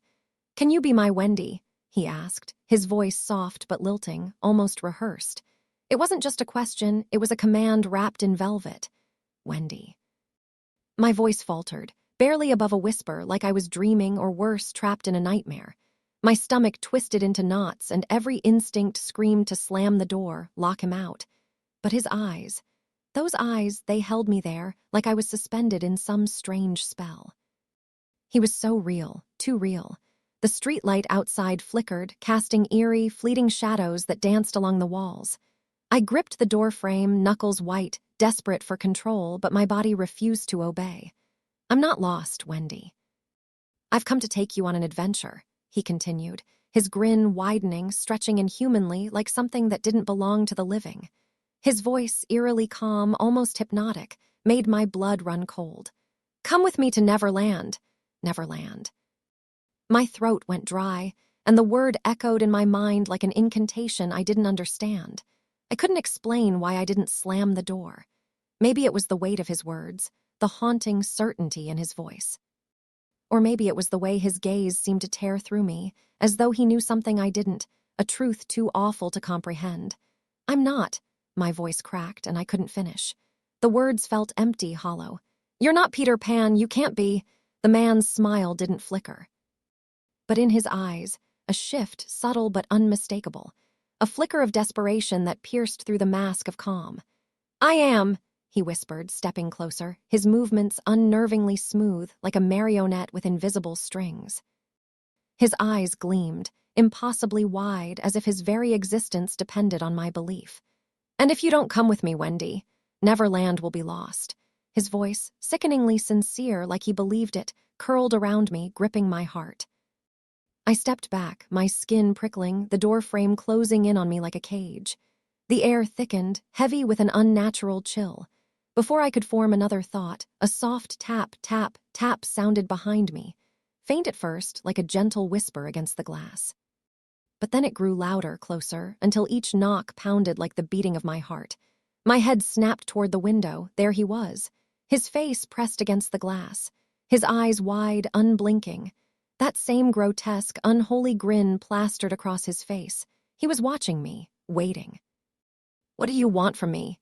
I screamed, my voice raw, full of fear, shattering the silence like glass. It was a question that had no answer. Peter, if that was his name, stepped back from the window with a disturbingly calm demeanor. His smile didn't waver. "You'll come, Wendy," he whispered, his voice now darker, a thread of something far more sinister curling around his words. "You'll come because I'm the only one who can make you feel alive. Without me, you'll be forgotten." The words slithered through my mind, leaving a bitter taste. I froze, my skin growing cold as the room felt like it was collapsing in on me. The air seemed to thicken, pressing against me, the rustling of curtains a muted symphony of dread. I glanced at the clock again, 3:15 in the morning. But it didn't make sense. Time had stretched, twisted. Was I dreaming? Had I been standing there for hours? I couldn't remember. Every moment felt like it had been stolen from me, fragmented, lost. With a reluctant, trembling breath, I backed into the living room. I dared a glance at the window. Nothing, no sign of him, no sign at all. The next morning came like a slap. My head ached, a dull throb in my temples. I sat up in bed, the sunlight harsh against my eyes, blinding. The room was unchanged. Peter was gone, that man in green, he wasn't real, it couldn't have been real. But then I heard it again. Tap, tap, tap, I froze. The sound came from somewhere deep inside the house, like it was following me, stalking me. My heart raced. I rushed to the window, throwing it open, expecting to see him, expecting to find him lurking there. But the street was empty. No one. Nothing. I exhaled shakily, wiping my sweaty palms on my jeans. It was nothing. A figment. A dream. I walked into the kitchen, desperate to shake the unease. Then I saw it. A small, crumpled piece of paper beside my coffee cup. My breath hitched as I unfolded it. The handwriting was jagged, frantic. "You will come, I will wait for you. Peter Pan." The words burned into my mind. There was no denying it now. It was real. He was real. I tried to convince myself that it was just a dream, that it would go away. But every time I thought I'd banished him, the tapping grew louder, closer, echoing from inside the walls, inside my head. The knock came again, slow, deliberate, like a countdown to something inevitable. Tap. Tap, tap. I couldn't breathe. I couldn't move. My legs refused to carry me as I approached the door. My hand hovered over the doorknob, trembling. I opened it. The street was empty, silent, too quiet, but as I stood there, I heard it. That faint, distant giggle, a child's laugh, unnervingly familiar. It was Peter, and then I knew. He would always be waiting. The screen faded to black as I stood in the doorway, staring into the empty street, my thoughts a swirling mess of fear and confusion.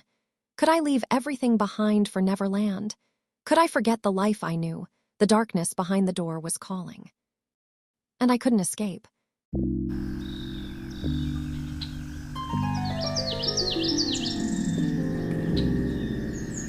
The first time I heard his voice, I didn't think much of it. The second time was different. It was late, and I was half distracted, scrolling mindlessly through social media.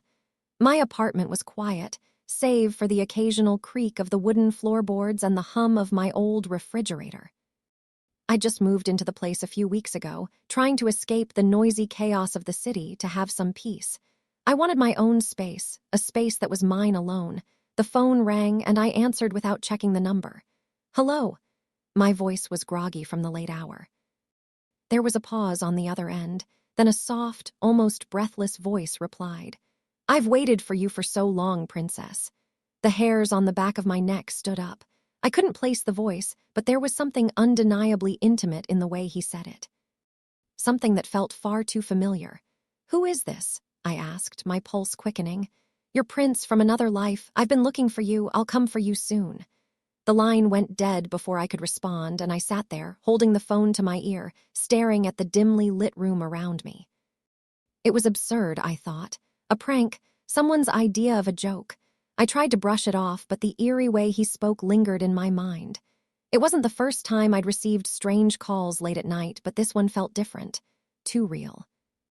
The next few days passed in a disorienting haze, as if I were walking through a dream stitched together with shadows. I went through the motions, work, meals, sleep, but everything felt dulled, like I was watching someone else live my life through a pane of dirty glass.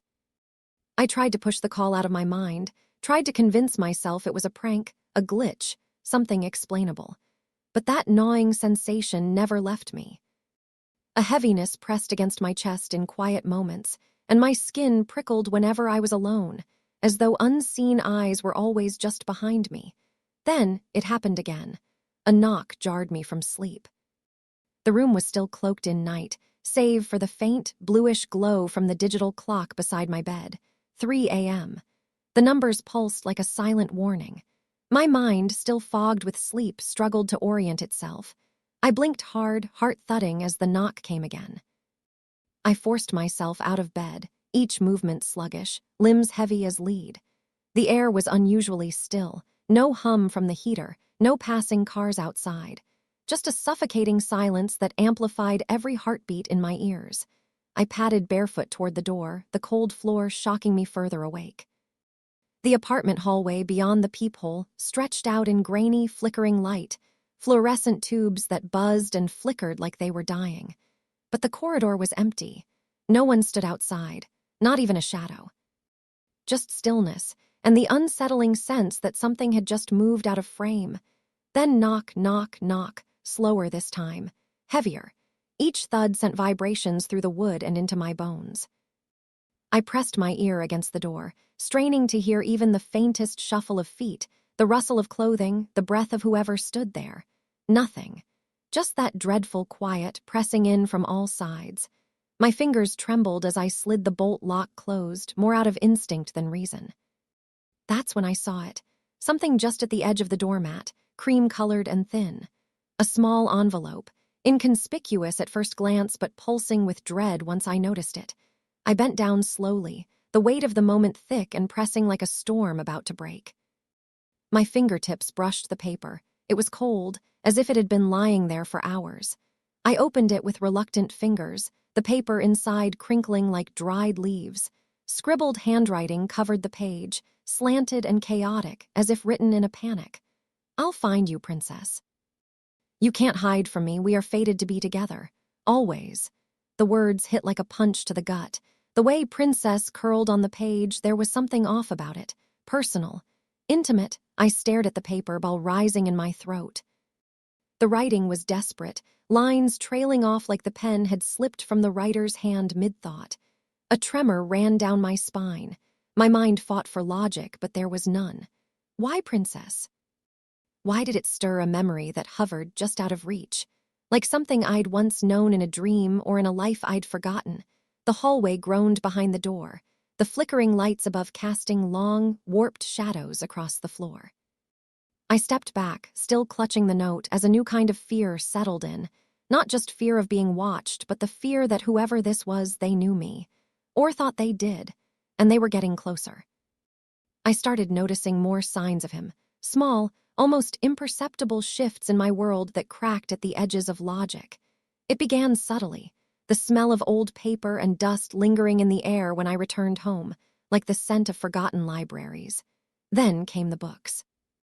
I'd find them resting on the arm of my couch, on my kitchen table, even atop my pillow. Old, weathered fairytale books with torn covers and yellowed pages, as though they had been pulled from another time. I never remembered buying them. Yet there they were, filled with frantic underlines and cramped margin notes in the same chaotic handwriting from the envelope. Words like fate, destiny, reunion, and my princess were scrawled over and over, the ink sometimes smudged as if written by a shaking hand. Each page whispered obsession. The phone calls didn't stop either. At first they came in the dead of night, that dreadful hour when silence is loudest. Then they started slipping into my days, interrupting the mundane with dread. His voice always hovered just above a whisper, like breath against glass. "I'm coming for you, princess. You're mine." It wasn't just what he said, it was how. Soft, reverent, like he was speaking to someone he knew intimately, someone he had claimed long ago. Soon, the fabric of my reality began to fray. I couldn't trust my own mind. Every time I looked around my apartment, something was off. Books would vanish from shelves only to reappear in the freezer. Trinkets on my desk sat an inch out of place. My bedroom door, which I always left open, would be shut tight when I came home. And yet, whenever I asked the neighbors, they gave me polite, pitying smiles, some stepping back slightly, their eyes flickering with unease. No one had seen anything. No one believed me. But the most disturbing part wasn't the shifting objects or the phantom books. It was the way he spoke. Not like a stranger, not even like a stalker. No, he spoke with familiarity, intimacy. His voice carried memories I didn't have, referencing feelings I didn't remember feeling. He spoke my name like a vow and called me princess like it was the most natural thing in the world. Like we had shared lifetimes. Like he was merely picking up where we left off. And then, the dream. It was the kind of dream that doesn't feel like dreaming. The air was thick with twilight, and the sound of turning pages echoed in a place without walls. He stood in the shadows, his features just beyond focus. But I felt him, his presence was unmistakable. The warmth of obsession, the chill of fate. His voice slid through the silence like a blade through silk. "You knew me once, you will know me again." I couldn't move. I couldn't speak. I was trapped in a memory that didn't belong to me, and when I woke up, the bed beside me was still warm. I woke up in an unfamiliar room, the air so still it felt like it hadn't been breathed in for years. The walls were lined with peeling, yellowed wallpaper, floral patterns that had faded into ghostly outlines, like forgotten memories etched into the plaster. A musty, almost sweet rot clung to every surface. and the only light came from a flickering bulb overhead, casting slow, pulsing shadows that danced across the ceiling like they were alive. I was lying in an old canopy bed, the heavy velvet curtains drawn halfway, shrouding everything in a suffocating gloom. The blankets weighed down on me like sandbags, pressing against my chest and limbs until I could barely shift an inch. My muscles were stiff, unresponsive, as if the room itself didn't want me to move. I opened my mouth to scream, but nothing came. My voice had vanished. Panic bloomed in my throat, cold and choking. Then I heard him.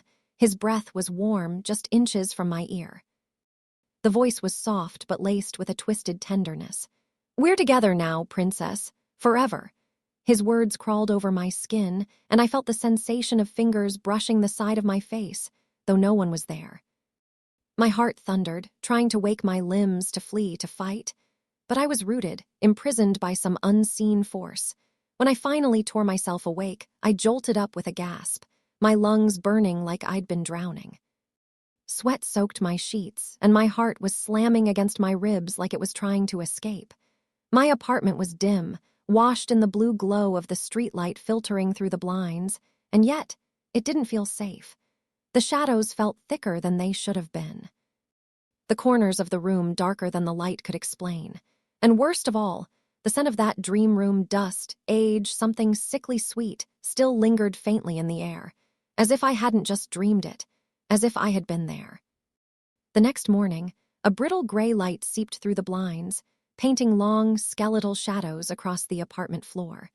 The air felt heavier than usual, saturated with a stillness that clung to the walls and made every breath feel like I was inhaling dust from a forgotten grave.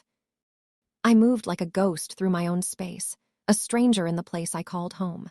My fingers trembled as they brushed over the Fairytale books still scattered on the floor, each one older than the next, pages dog-eared and stained, as if they'd lived entire lifetimes before ending up here. Their presence was wrong, foreign, like relics from another era dropped into my present. The notes pinned across the walls seemed to pulse in the morning light, the ink looking darker, wetter, more alive. All of them written in that same obsessive, looping handwriting.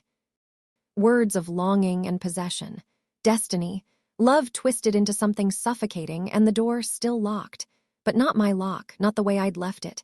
The key was still inside, the bolt drawn. It was a cold, calculated kind of intrusion, not forced intimate. That's when I saw it, a letter. Yellowed, folded perfectly, tucked behind a leaning stack of books on the coffee table like it had always been waiting. My pulse pounded in my ears as I opened it, the paper whispering against my fingers. The message inside was simple, but each word fell like a stone into my gut. "You're not just in a dream. You've been with me all along. You just need to remember.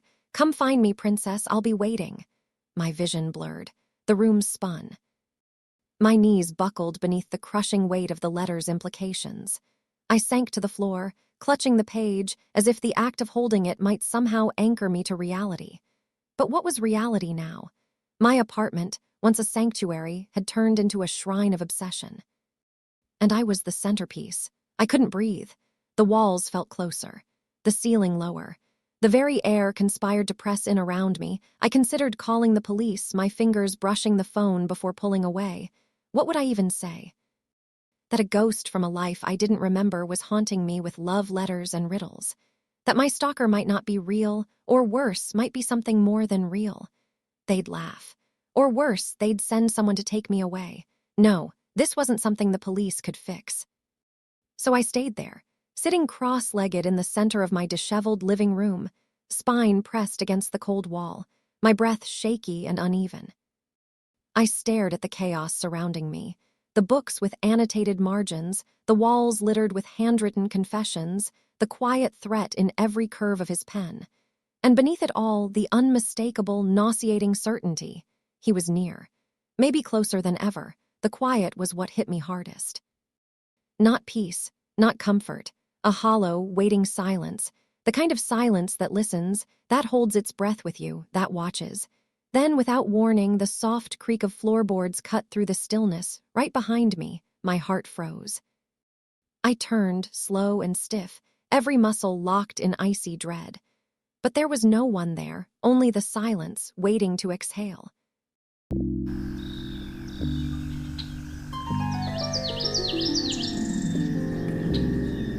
should have known from the start. The way he looked at me, the way he spoke. It was all too much, too intense, too consuming. But I was young, in love, and blinded by the idea of a fairy tale romance. I didn't see the darkness beneath the surface until it was too late. His name was William, and he was everything I thought I wanted in a partner. Charming, handsome, and rich.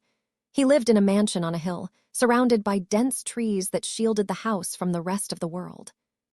The mansion itself looked like something out of a storybook, with its stone walls, towering spires, and overgrown rose garden that seemed to stretch on forever. The kind of place that felt magical, like it was pulled from the pages of a forgotten fairy tale. We met at a party one evening, the kind of glamorous gathering where everyone is dressed to impress. He was standing alone by the balcony, staring out over the city lights. His sharp features and confident demeanor drew me in, and before I knew it, we were talking. One conversation led to another, and before long we were inseparable. He told me he had been searching for someone to complete him. His loneliness was palpable, like a void he needed to fill. His words, his gaze, they all told me he needed me. I thought I could be the one to heal him, to bring light into the darkness of his life. But it was only after I married him that I realized how wrong I was. The wedding day had been everything I could have dreamed, too perfect, in fact. A mansion so grand, its rooms seemed to stretch endlessly, and the decorations, ornate chandeliers that glistened like stars, floral arrangements that filled the air with an almost intoxicating fragrance, and the hauntingly beautiful strains of a string quartet that seemed to play just for me. The atmosphere, though, was thick with an unsettling kind of beauty, as though the whole day was a carefully constructed illusion, one that would soon shatter. But lost in the romance of it all, I couldn't see it then. It wasn't until much later that I realized the truth. Nothing perfect ever lasts. As we settled into our new life together, it began subtly. The house, so large, so empty, whispered its secrets to me. The first oddity, the first moment where I sensed something was wrong, was his behavior at night. William, my new husband, would lock every door, check every window, and even after the house was secured, he would pace the halls like a trapped animal, restless, agitated. At first, I assumed it was just his nature, his need for control, a side of him I had yet to fully understand. But I brushed it off, telling myself it was simply the adjustment to married life, to the grand isolation of a mansion we called home. It wasn't until the whispers started that I knew I was lying to myself. They came at night, crawling out from the walls themselves. Soft at first, so faint I could almost convince myself it was just my imagination playing tricks. Low, guttural murmurs, like voices too far away to understand, creeping through the darkness. But as the days passed, those whispers grew stronger, louder, more insistent. There was something more to them now, something sinister. It was no longer just the house settling or the wind howling in the rafters. No, these were voices, and they were calling to me, urging me to listen, to understand. I wanted to ignore them, to believe it was only my tired mind, but deep down, I felt the pull of something far darker. Then came the morning I tried to escape. I woke up in a panic, my heart racing as I stumbled out of bed. I couldn't breathe in this house anymore. I needed air, I needed to get out, even if just for a little while. My fingers shook violently as I reached for the front door handle, only to find it stuck, frozen. I pulled, I pushed, my whole body straining against the door, but it wouldn't move. It was as though something was holding it shut from the other side, pressing against the wood, keeping me inside. A slow panic began to crawl up my spine, my pulse quickening. Frantic, I ran to the windows, only to find every one of them sealed tight, chains securing them from the outside. I stumbled back, my breath coming in shallow gasps, and that's when I turned to find him. William was standing there, just behind me, watching in silence. His face was too calm, almost too still, like a predator watching its prey. I didn't understand it then, but his eyes were not the eyes of the man I had married. There was something cold in them, something sharp, something that made my skin crawl. "Where are you going?" His voice was deceptively soft, but there was an undertone to it, something darker, like the growl of an animal sizing up its prey. "I need to leave," I said, my voice trembling. "I need to get out of here." He stepped closer, and with every step, the air grew colder, heavier, as if the house itself was breathing in time with him. His movements were slow, deliberate, predatory. The calmness of his voice only made it worse. "You can't leave," he whispered, the words lingering in the air like a heavy fog. "You're mine now, forever." The words felt like ice sliding into my veins and freezing me in place. I tried to back away, but my legs wouldn't move. The room, the house, the whole world seemed to close in on me, pressing against me. "What do you mean?" I whispered, but even to myself, my voice sounded small, weak. "What is this?" His smile stretched wider then, and it wasn't a smile of love. No. It was the smile of something far darker, something ancient, something predatory. There was no warmth in it. His lips pulled back, revealing teeth too white, too sharp. "You don't understand yet," he said, his voice low and dripping with malice. "But you will." And that was when I knew. The life I thought I had was gone. Trapped in this mansion with no way out, I was just another prey for him to claim. Days bled into weeks, and with each passing one, I could feel the walls of the mansion closing in on me. It wasn't just the oppressive silence that unnerved me. It was the sense of isolation that seemed to grow stronger, thicker, like the very house was pulling itself away from the outside world. I began to notice how much it had changed. The servants, the once bustling staff who tended to every need, were gone. At first, William told me they had left, but I saw the cracks in his story. His words were hollow, as though he were trying to convince himself, not me. It was impossible to ignore the heavy stillness that had settled over the mansion. The rooms that once felt full of life now felt like mausoleums. Each corner, each shadow, seemed to hold a secret, one I wasn't meant to uncover. I tried to leave, more times than I could count. Desperation clawed at my chest every time I reached for the door, but it always felt like I was running in place. The doors refused to open, as if the house itself were holding its breath, preventing me from escaping. The windows, once clear and welcoming, now stood sealed tight, their glass cold and unyielding as though they had grown solid, part of the house itself. Even the garden gates were locked, the metal cold against my hands as if nature itself had turned against me. There was no escape, no way out.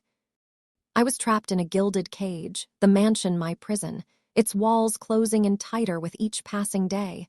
And then there was William. His behavior was growing more erratic, more disturbing. He would disappear for hours, sometimes entire days. When he returned, he wasn't the man I married. His face was ashen, his eyes sunken and hollow, like he had seen something that had stolen the life from him, leaving only a shell behind.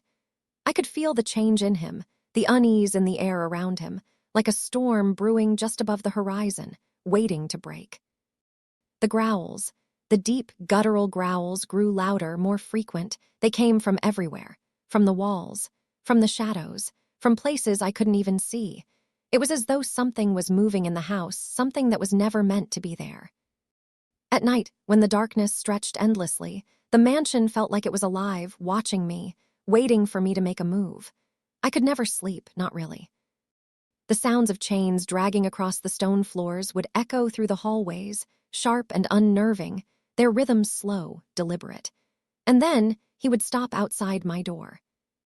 I would hear his footsteps, too quiet, too careful, before a whisper, a low, guttural rasp that sent a chill creeping down my spine.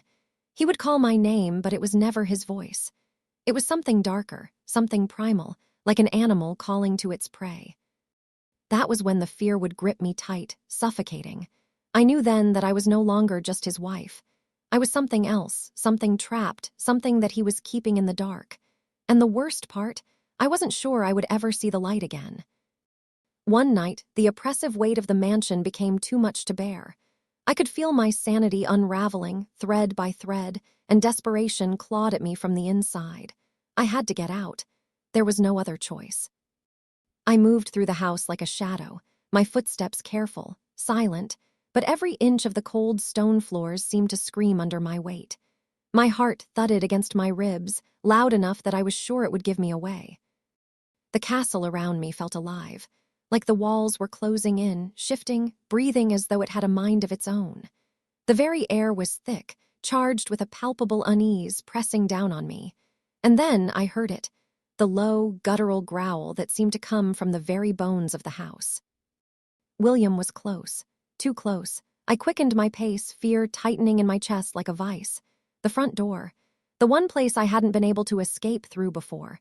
I reached it, and to my astonishment, the heavy chains that once held it shut had vanished. The door creaked open, the sound almost too loud in the suffocating silence.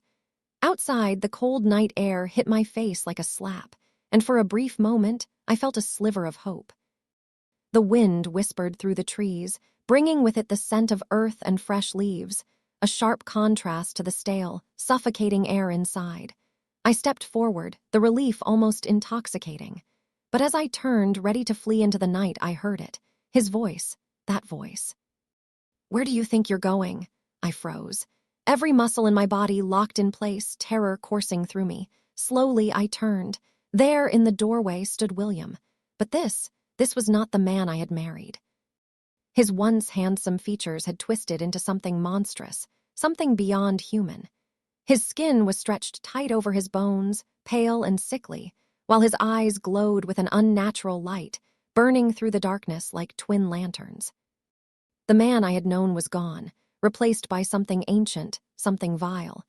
His face was a grotesque mask, half human, half beast, his features contorted in a way that was both wrong and terrifying.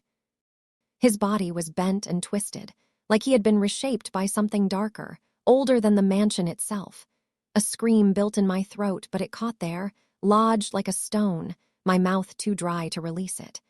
My limbs refused to move, rooted in place by the sheer horror of what stood before me. William stepped forward, his movements slow, deliberate, like a predator sizing up its prey. His massive form blocked the doorway, the dim light of the mansion casting long, twisted shadows that seemed to move with him. His voice came then, a low growl that rumbled from deep within his chest, sending tremors through the air. "You can't leave," he said, the words like a promise, a curse. "You belong here, with me." The finality of his words crushed whatever remnants of hope I had left. And in that moment, I understood the terrifying truth that had been hanging in the air, thick as fog. I hadn't just married a man. I had married a beast, and now there was no escape. The walls of the mansion closed in around me, and I realized he would never let me go.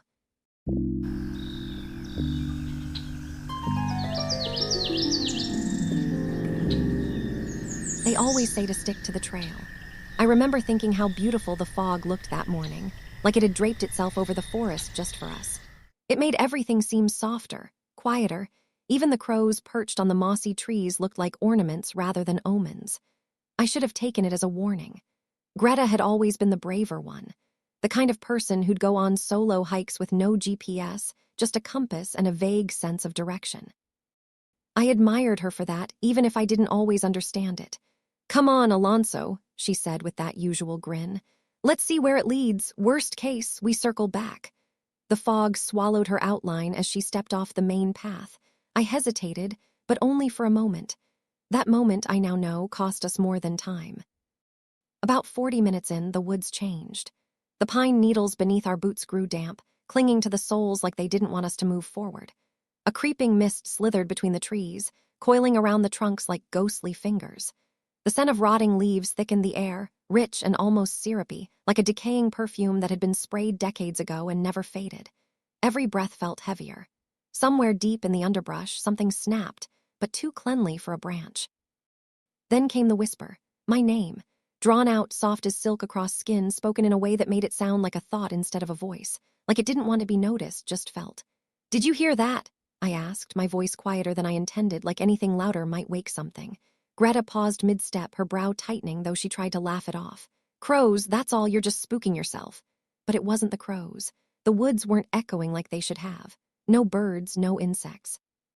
Just the crunch of our cautious steps and the rustle of the mist curling upward like it had lungs. That's when we saw them, the lanterns. They hung from rusted iron posts, unevenly spaced, the metal pitted and mottled with time. Each flame flickered inside its glass case with a shiver that didn't match the still air. No wires, no batteries, just flame, alive and swaying in a breeze that didn't exist. The glow cast long, crooked shadows that danced over the trunks and reached for our legs like they knew us. Like they wanted us. "Okay, this is kinda cool," Greta whispered, the words hushed as if she too felt the weight shift in the air. "Who sets these up out here?" Her smile wavered, her pupils wide, catching the firelight like an animal. I should have stopped her then. I should have taken her hand, turned us around. But something about those lanterns made the woods feel watched, like the trees themselves had turned to face us. Like if we ran, they'd lean in, snap shut, breathe. And deeper in the gloom, somewhere between flame and fog, something had started waiting. The cottage looked like something torn from the browned pages of a forgotten fable, one no parent would dare read to their child. It crouched low beneath a canopy of gnarled trees, as if hiding from the sky itself. The crooked chimney leaned at a sick angle, almost conspiratorial, as though it were muttering secrets to the forest with every soft puff of smoke that curled out into the damp air. Moss clung to the roof in thick patches, drooping like wet velvet, and the windows were coated in grime, catching the dim light like cataracts.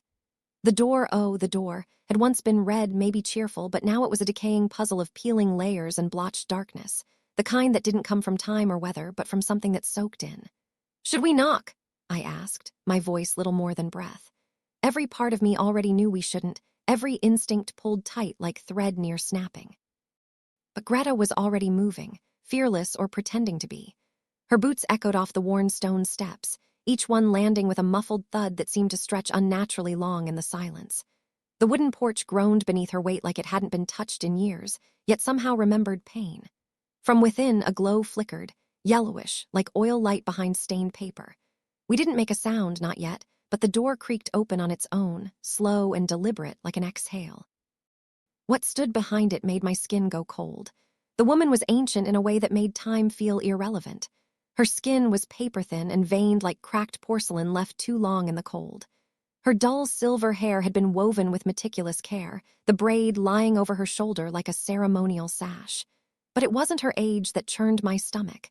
It was her eyes, wide, glistening, too alert, hungry. They locked onto me the moment the door opened, and her breath caught as though she'd been holding it for years. "Alonso," she whispered, and the way she said it, it wasn't just recognition, it was possession. Like speaking my name stitched something back together inside her. I hadn't said a word. My mouth had dried to sand. I turned, barely able to look at Greta, who was smirking in her usual way, trying to break the tension. "You didn't say you knew her." "I don't," I said, and my voice didn't sound like mine. The woman's smile cracked wider, something behind it unraveling. Her hands, thin, trembling, gripped the doorframe with sudden force. "Oh, but you do," she said, with a quiet certainty that made the trees seem to lean in closer. And from somewhere deep inside the cottage, something moved. Something heavy, something waiting. The cottage looked like something torn from the browned pages of a forgotten fable, one no parent would dare read to their child. It crouched low beneath a canopy of gnarled trees, as if hiding from the sky itself. The crooked chimney leaned at a sick angle, almost conspiratorial, as though it were muttering secrets to the forest with every soft puff of smoke that curled out into the damp air. Moss clung to the roof in thick patches, drooping like wet velvet, and the windows were coated in grime, catching the dim light like cataracts. The door, had once been red, maybe cheerful, but now it was a decaying puzzle of peeling layers and blotched darkness, the kind that didn't come from time or weather, but from something that soaked in. "Should we knock?" I asked, my voice little more than breath. Every part of me already knew we shouldn't, every instinct pulled tight like thread near snapping. But Greta was already moving, fearless or pretending to be. Her boots echoed off the worn stone steps, each one landing with a muffled thud that seemed to stretch unnaturally long in the silence. The wooden porch groaned beneath her weight like it hadn't been touched in years, yet somehow remembered pain. From within, a glow flickered, yellowish, like oil light behind stained paper. We didn't make a sound, not yet, but the door creaked open on its own, slow and deliberate like an exhale. What stood behind it made my skin go cold. The woman was ancient in a way that made time feel irrelevant. Her skin was paper-thin and veined like cracked porcelain left too long in the cold. Her dull silver hair had been woven with meticulous care, the braid lying over her shoulder like a ceremonial sash. But it wasn't her age that churned my stomach. It was her eyes, wide, glistening, too alert, hungry. They locked onto me the moment the door opened, and her breath caught as though she'd been holding it for years. "Alonso," she whispered, and the way she said it, it wasn't just recognition. It was possession. Like speaking my name stitched something back together inside her. I hadn't said a word. My mouth had dried to sand. I turned, barely able to look at Greta, who was smirking in her usual way, trying to break the tension. "You didn't say you knew her." "I don't," I said, and my voice didn't sound like mine. The woman's smile cracked wider, something behind it unraveling.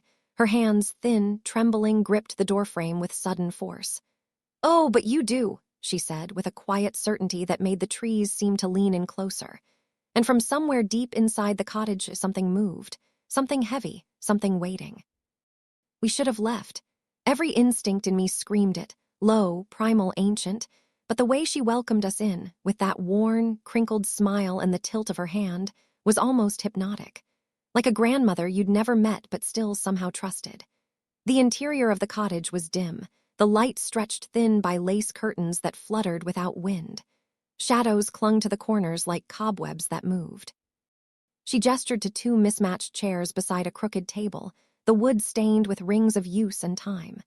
The kettle began to hiss, and soon the air filled with the peculiar scent of the tea she brewed, floral but off, like dried roses steeped in ash. A sweetness coated the back of my throat before I'd even sipped it. "My name's Greta," my friend said brightly, trying to cut the tension that had begun to curl between us like smoke. The woman didn't even blink. Her eyes stayed on me, those deep, watery hollows, and her voice was softer this time, but heavier. "You still like sugar in your tea, Alonso?" The cup in my hand trembled slightly. My stomach twisted into a cold, hard knot. "How do you know my name?" I asked, each word feeling slower, like the room itself was dragging them down. She tilted her head just enough to make it unsettling. "Because I never forgot you." Her tone had changed. Whatever warmth had been there was gone now, scraped clean. Greta leaned in, her voice lowered. "She's probably got memory issues, maybe early dementia, let's not freak her out." But I was already beyond freaked out. My skin was prickling like it remembered something my mind refused to. Then she started to hum. Low and uneven, like the sound of something buried and broken. It trembled through the floorboards, through my bones. The kind of sound that doesn't just fill a room, it changes it. The shadows in the corners grew deeper, stretched longer. I looked around and realized the space hadn't dimmed exactly. It just felt farther away. As if the room had elongated in silence. As if we were no longer alone. Then I heard it. Alonso. A whisper barely above the hush of her hum, but it was there, curling around my name like breath over ice. Greta stiffened beside me. Her fingers froze around her teacup. "Did that come from outside?" she asked, her voice barely more than a breath. The old woman smiled again, but this time it wasn't grandmotherly. It was knowing. It was possessive. "There are things in these woods that remember you, Alonso," she said softly, her eyes locking onto mine with a gravity that pulled at something I didn't understand. "Even when you don't remember them." And suddenly I felt small, like I had walked into someone else's memory and it had closed the door behind me.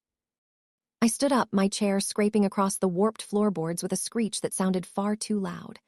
"I should use the bathroom," I lied, though my voice cracked in the middle like glass under pressure. I reached for the front door, fingers closing around the cold iron handle, but it didn't budge. I jiggled it, shoved it, even tried lifting the frame slightly like an old trick I'd used on sticky doors. Still nothing. "It's jammed," I said, trying to keep the panic from bleeding into my voice. Greta joined me, frowning. Is this locked?" she asked, rattling the knob with both hands.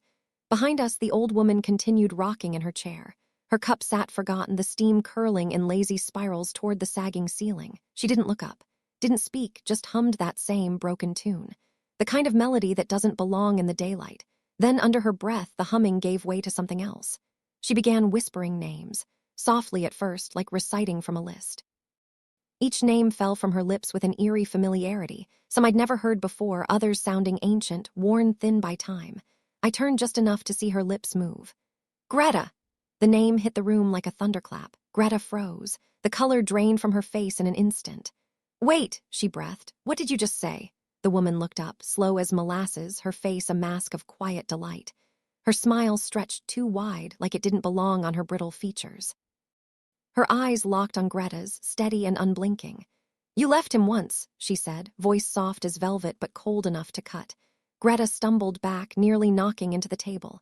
"She's nuts," she whispered sharply, eyes darting to me, but the woman was no longer looking at her. She turned her gaze to me, and something in it made my chest tighten. She tilted her head like a bird studying something wounded. "You told me you'd come back, Alonso." I shook my head. "I've never been here." But my voice was thin now, hollow. She leaned forward, her hands clutching the sides of the chair as if steadying herself against some deep truth. "You don't remember the fire." The word hit me like a punch to the gut. My breath caught. My skin turned clammy, a wave of cold washing over me from the inside. The room seemed to grow quieter, too quiet, like the air was holding its breath, waiting. I've had dreams, or flashes, maybe unexplained, fragmented visions, a house burning. Orange light leaking through windows, screams muffled by smoke. I always woke before the flames reached me, but they were dreams, weren't they? The old woman's eyes glistened with something dark, not joy, not sadness, knowing, and somewhere in the back of my mind, something cracked open. We were desperate now, clawing at options that didn't make sense. The window in the kitchen, our last hope, was sealed tight. Nails hammered in with such intent it felt like a warning more than a renovation. Greta's eyes were wild, scanning every corner, her breath coming in sharp bursts. "There," she said, spotting the small door tucked behind a sagging curtain.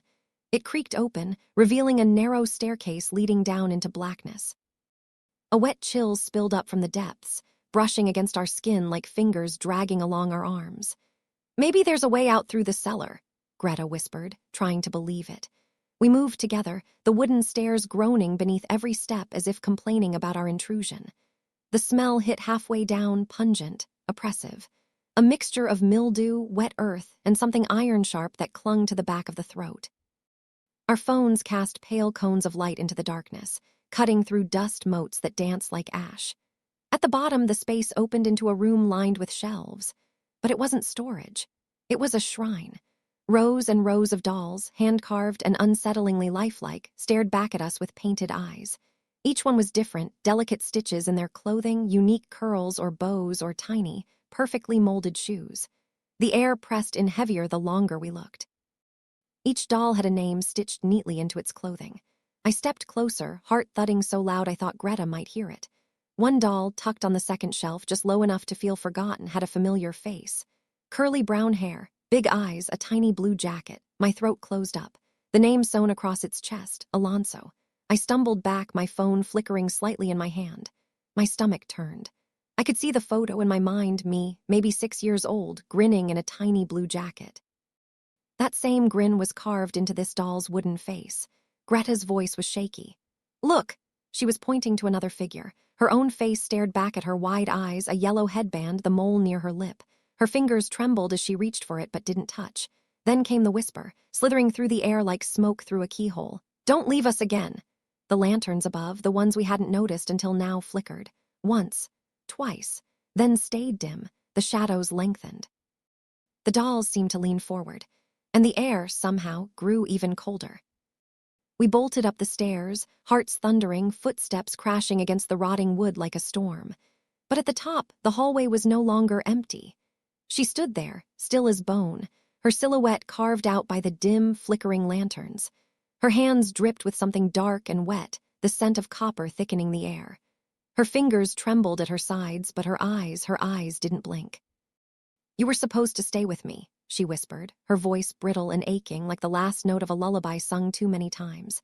"You promised, you said the woods wouldn't take you again." My breath caught in my throat as I pushed past her, brushing her thin frame, colder than it should have been. She didn't stop us, but her words did. They hit with the weight of something true. "You left me to die in the fire, Alonso. You ran, you forgot me." It wasn't an accusation, it was mourning. Greta froze mid-step. Her hand clutched the banister, knuckles white, her mouth slightly open. Then she asked softly, "Do you remember someone named Clara?" The name hit me like a stone to the chest. Clara, my thoughts turned into static, then slowly began to form jagged shapes. Fragments of memory cracked through like lightning behind my eyes. A child's laugh, the smell of smoke, the heat against my face. A girl's small hand slipping from mine. The red of flames dancing behind the windows. Screams. Splintering wood. Running through trees, leaving her behind. And now, standing here, in this rotting place that somehow still breathed her sorrow, the memories didn't feel distant anymore. They felt mine. We slammed into the door with everything we had. shoulders, boots, breath-ragged, and it burst open with a splintering crack that echoed through the cottage like a gunshot. Cold air rushed in, thick and damp, instantly clinging to our skin. We stumbled outside, hearts clawing at our ribs, but the forest wasn't the same. The flickering lanterns that once lined the path were gone, snuffed out as if they'd never existed. In their place was a wall of fog, dense, choking, almost alive, curling through the trees in slow, slithering tendrils. It pressed against us, muffling sound and swallowing the world in shades of gray. We ran anyway, blind, desperate. Each footstep cracked twigs and rustled dead leaves, but the ground felt uneven now, unfamiliar, like the forest had shifted beneath us. Above, crows exploded from the treetops, their cries frantic and jagged, like warnings we were too far gone to understand. Branches clawed at our clothes and skin, and the deeper we ran, the louder the forest seemed to breathe. Then Greta cried out, a sharp yelp of pain, and crumpled. Her ankle gave. I grabbed her, hoisting her arm over my shoulder. We moved like one wounded creature, dragging ourselves through the heavy mist, barely more than shadows in a place that didn't want to let us go. When gravel crunched beneath our feet, it felt unreal.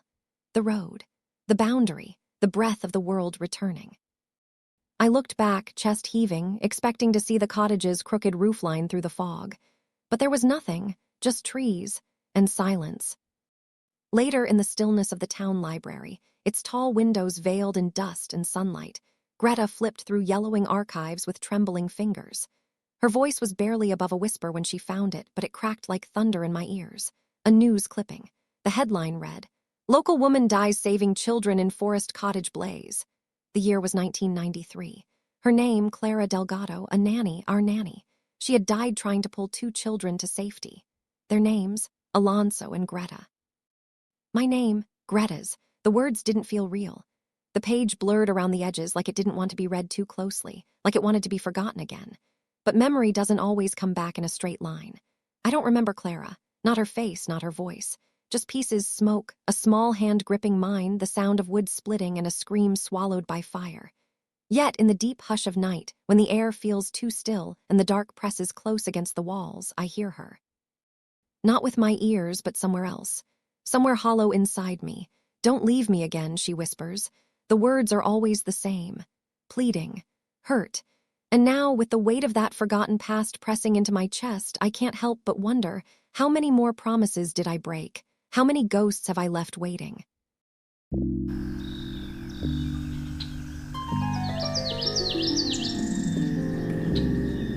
It was one of those early autumn mornings when the sun had barely cracked the sky. The mist clung to the trees like a thick blanket, and the ground beneath my boots was soft, damp with the remnants of an overnight rain. I had ventured into these woods before, but this day felt different. The forest seemed more oppressive, the air thicker, the silence unnerving. A cold shiver traveled down my spine as I walked deeper into the heart of the forest. I had been hired to find someone, a girl. Local rumors had been spreading about a strange figure in the woods, someone who looked like they belonged to another time. Some said it was just a story, an illusion born from the fog, but I wasn't so sure. Something or someone was out here, and I intended to find them. The forest was eerily quiet. No birds, no rustling of small animals, just the occasional snap of a branch beneath my feet. As I walked, I thought about the woman who had called me. Mary was her name. She said her granddaughter, Lucy, had disappeared years ago. Her family had tried to search, but the search efforts were futile. For months, no one heard anything. It was as if Lucy had vanished without a trace.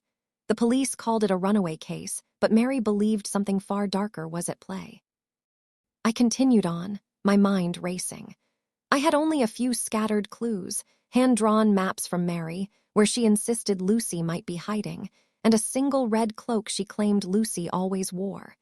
She had never outgrown the story of Little Red Riding Hood. It wasn't until I reached the clearing that I found something that made my heart skip a beat, a figure standing alone. At first, I thought it was a trick of the light, but as I stepped closer, I saw her clearly, a girl in a red cloak standing still as if waiting for me. Her back was turned and she was holding something in her hands. I called out, but the girl didn't respond. I hesitated, a sense of unease settling over me. Something felt wrong, but I couldn't place it. I approached cautiously, every step measured. As I reached her, she turned around slowly. Her face was pale, eyes wide with an unsettling innocence. "Who are you?" I asked, but she didn't seem startled. She smiled faintly as if she had been expecting me. I'm Little Red Riding Hood, she said softly, her voice carrying a strange echo, like she wasn't entirely sure of what she was saying.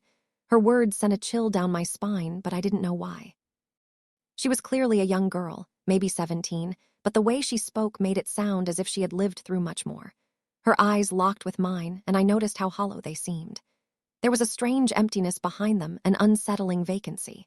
I had seen that look before in children who had endured too much isolation, too much fear. This wasn't just some whimsical fantasy.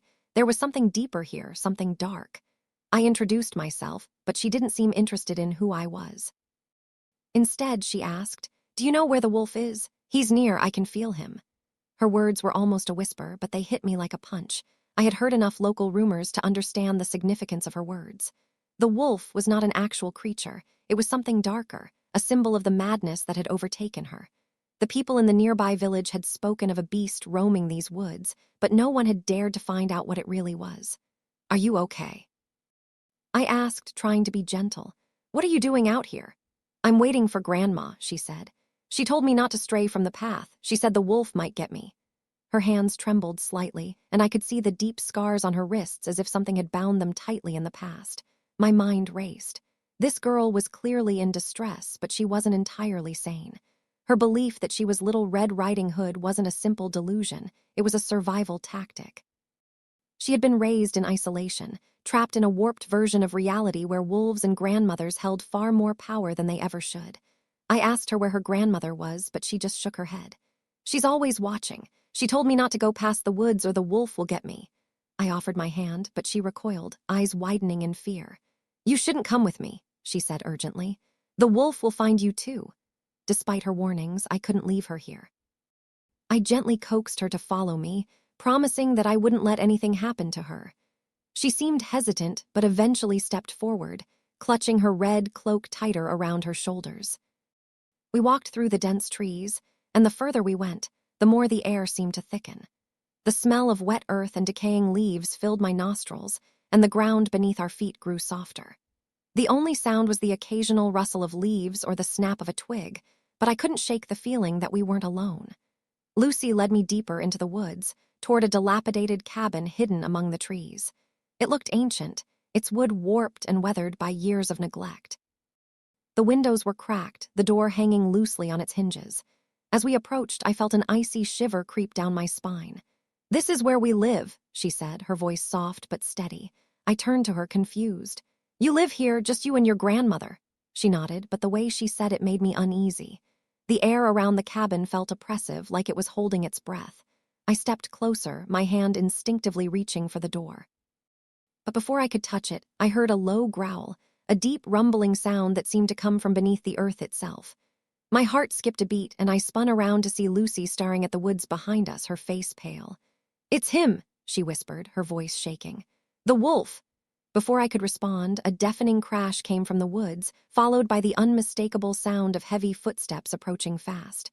My blood ran cold. Something was out there, something big. I grabbed Lucy by the arm and tried to pull her toward the cabin, but she resisted. "Grandma says I can't go inside with you. You'll let the wolf in." I didn't have time to argue. The growling was getting louder, closer, and I had no choice but to drag her inside the cabin. The door slammed shut behind us, and I pushed Lucy to the ground, hoping the walls would offer some kind of protection. But as I glanced around, the horror truly set in. The cabin wasn't just old and dilapidated, it was a shrine to madness. Wolf skulls were mounted on the walls, arranged in some kind of ritualistic pattern.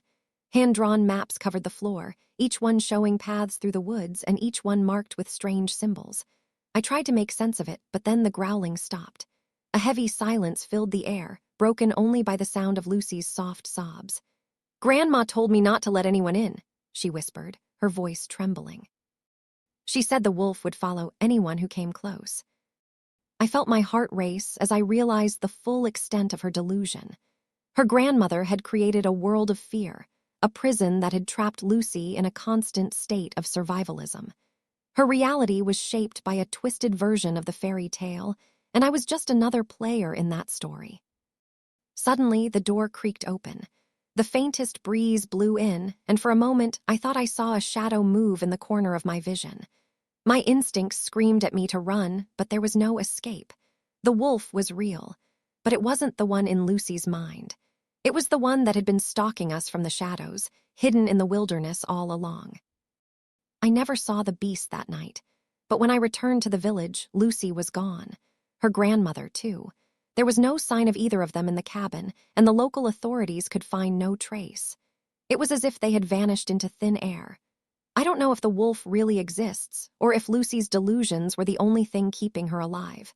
But as I walk through the woods sometimes, I still feel the eyes on me. And I wonder if it was all real, or if something is still waiting in the trees, watching from the shadows.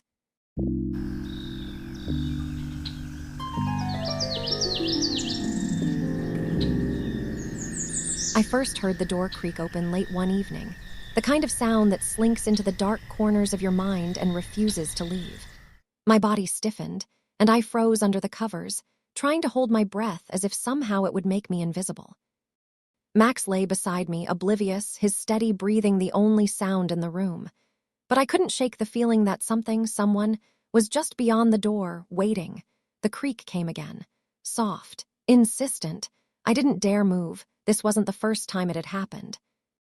Every night for the past week, I'd woken up to that same noise, followed by the sound of a lullaby, a haunting, old melody I couldn't place. A lullaby that filled the air with a sickening sense of familiarity, and then the clinking of metal, the spoon against the bowl. The unmistakable sound of soup being stirred. I lay there, heart pounding, knowing that something was wrong but too terrified to do anything about it. When I'd told Max about it, he hadn't believed me. "You're just stressed, Lara," he had said, his voice laced with concern. "You're overthinking. You've been working too much." But I knew what I'd heard. I knew what I felt. Someone had been coming into our house every night, and it wasn't just my imagination.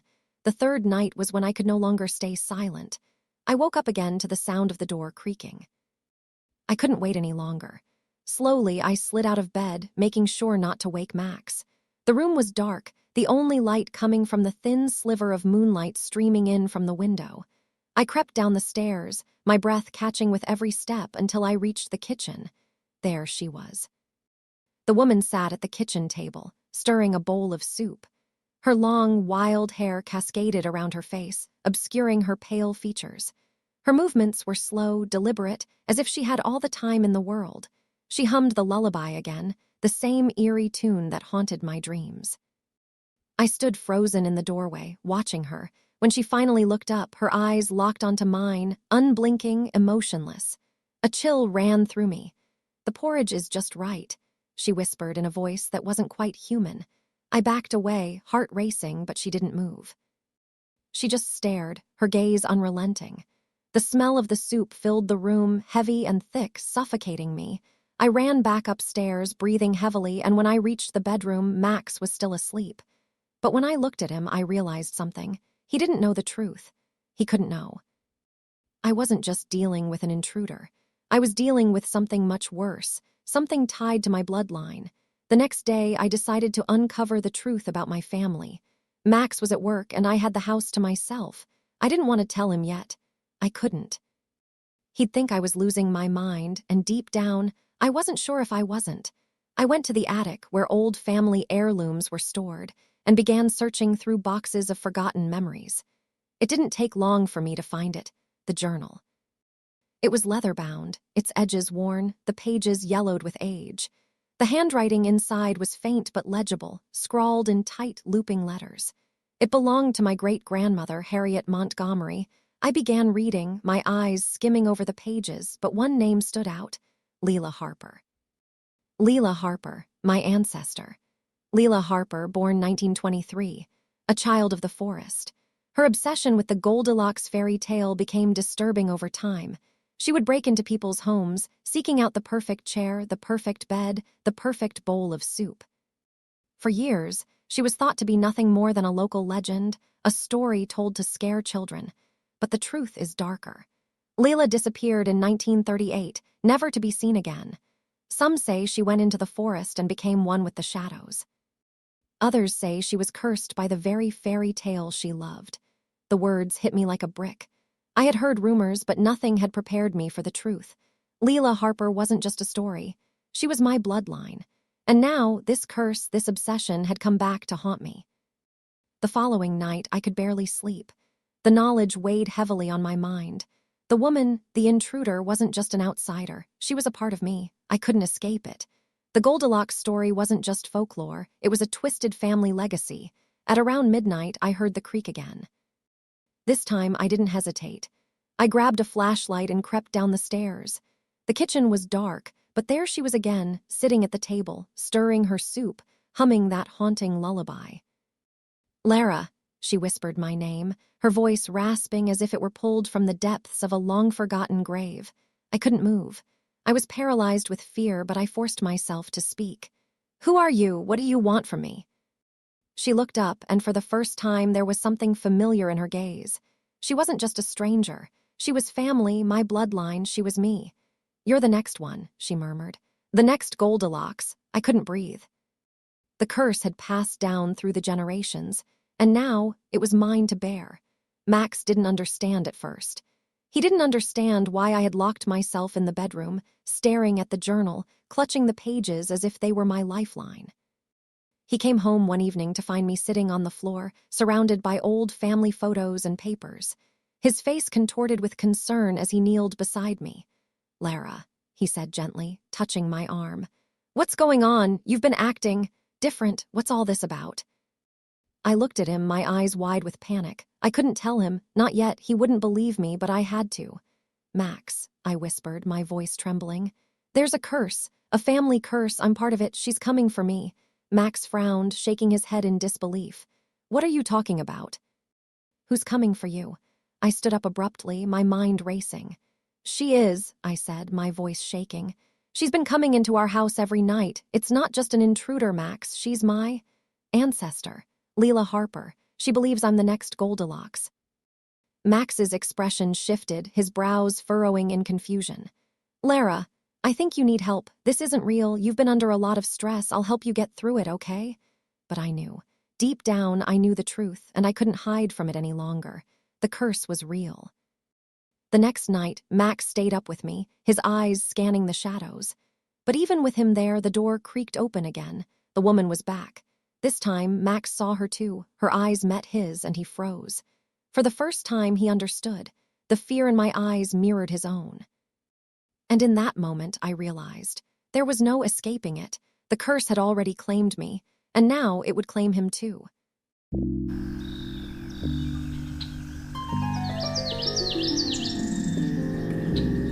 I first noticed her during lunch, barely a flicker of crimson moving past the rows of lockers. At first, I thought maybe someone had dressed up early for Spirit Week. But Hillgrove High isn't exactly known for its school spirit, and that cloak. It looked ancient, like something from a medieval film set. I'm Ethan, a junior at Hillgrove. Not the most popular, but not invisible either. I hang with a small crew, Tyler, who never stops talking about gaming, and Mia, who carries a camcorder like it's attached to her wrist. We're the kind of trio teachers call quirky and classmates ignore, which makes what I'm about to tell you even harder to believe. It started 3 weeks ago. The first time I really saw her, was after basketball practice. The halls were empty except for my sneakers squeaking on the polished floor. I was rounding the science wing when I heard it, footsteps echoing behind me, not rushed, not hesitant, just steady. I turned. She was standing at the other end of the hallway. A girl, maybe my age, with jet black hair tucked into a deep hood. Her cloak was red, bright red, and it shimmered like satin despite the harsh fluorescent lighting. I blinked. She was gone. I laughed it off. Lack of sleep. Maybe Tyler slipped something into my Gatorade for a prank. But then it happened again and again. Sometimes I'd see a glimpse of red vanish around a corner. Other times, I'd walk into a hallway and find a thin piece of red fabric snagged on a locker door. Once, during lunch, Mia was scrolling through footage for our media class when she paused. "Ethan." "Who's that?" she asked. In the background of a video she took during morning announcements, behind the clutter of students moving to first period, was a clear shot of the red-cloaked girl. Her face was obscured by the hood, but the outline was unmistakable. I leaned closer. No clue. Maybe someone knew. Mia frowned. I would have noticed. Besides, Mr. Rusk says new students have to check in at the front office. I help out there every Thursday. No one's enrolled since February. That was the same day I started dreaming about her. The dreams were vivid, too vivid. I'd find myself in the school, walking down endless corridors. The walls were darker, pulsing like veins. I'd hear whispers. Then growling from the vents above, when I'd turn a corner, she'd be there, motionless, facing away. The dreams always ended when she turned. Her face was wrong. Not in a bloody or mutilated kind of way, just wrong, like my brain couldn't quite understand what I was seeing. It felt as though her face was being held together by shadow. Then came the smell. It first hit me near the science labs, a rank odor of mildew and rust. It made my stomach lurch. I told Mr. Allen, our chemistry teacher, but he just shrugged and said the janitor probably missed a spill. It lingered for days. One evening, I stayed late to finish a presentation. The entire school was silent. I swear I could hear the electricity humming through the lights. That's when the locker slammed. It came from the hallway behind me. A single metallic clang that echoed down the corridor. I jumped, heart pounding, and turned toward the sound. Nothing. I walked over one locker. Hash 143 stood slightly ajar. Red fabric was caught in the hinge. I didn't open it. Instead, I bolted. After that, things escalated. Mia got her hands on some security footage for a class project. We watched it on her laptop in the library. That's from 11 last night, she said, pointing. Right outside the library. The footage was grainy, the timestamp flickering. But there, walking slowly past the library doors, was the red-cloaked girl. She didn't move like a normal person. It was like she glided. Then she paused and turned to look directly into the camera. The feed glitched, flickered, and cut to black. We both sat there in silence. I'm not sleeping tonight, Mia said quietly. Tyler, ever the skeptic, thought we were being dramatic.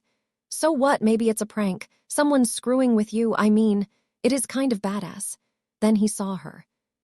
During gym class, Tyler was sent to get the dodgeballs from the equipment shed behind the bleachers. He came back pale. I saw her, he whispered. She was behind the bleachers, just watching me. None of us slept that night. The school counselor chalked it up to collective anxiety.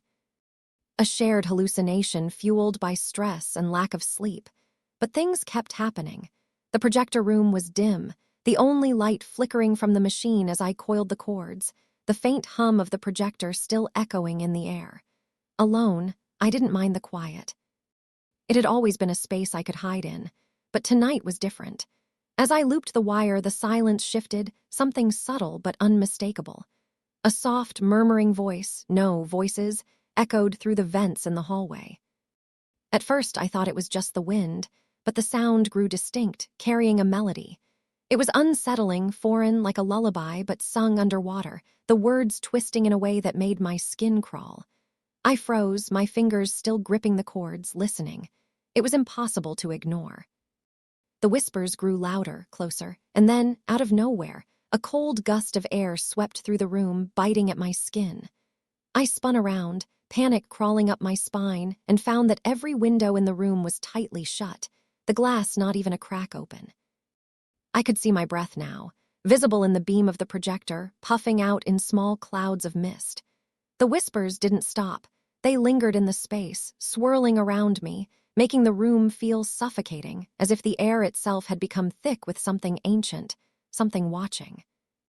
I didn't expect to find anything when I started flipping through the old yearbooks in the library, the musty smell of paper filling the air as I thumbed through the pages, one by one. Names, faces, so many faces. But then something caught my eye.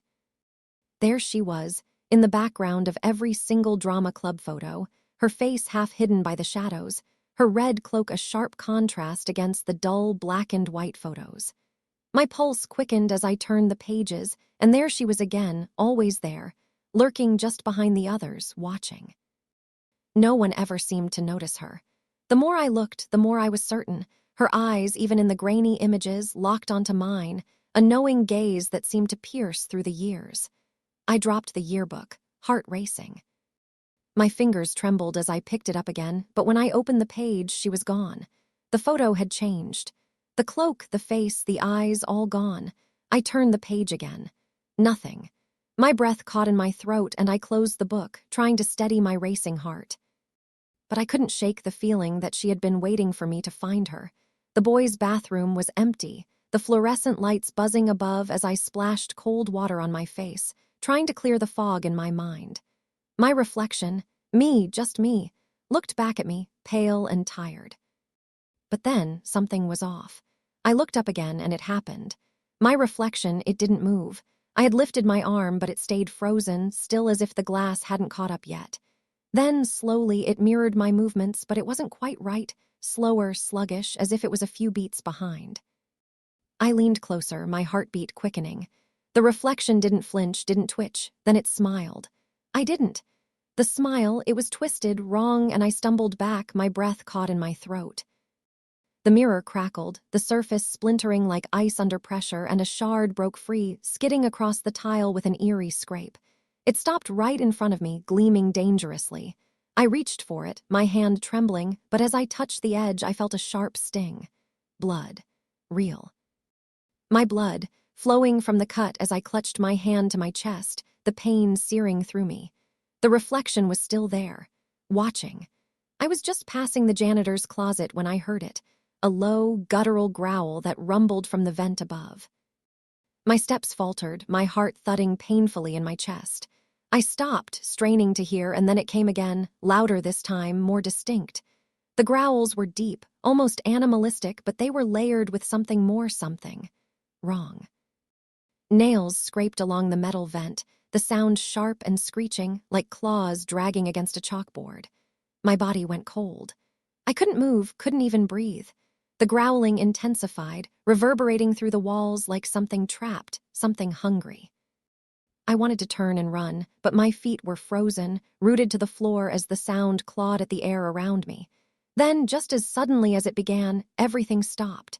The growls ceased. The scratching ceased. The silence that followed was suffocating, louder than any noise.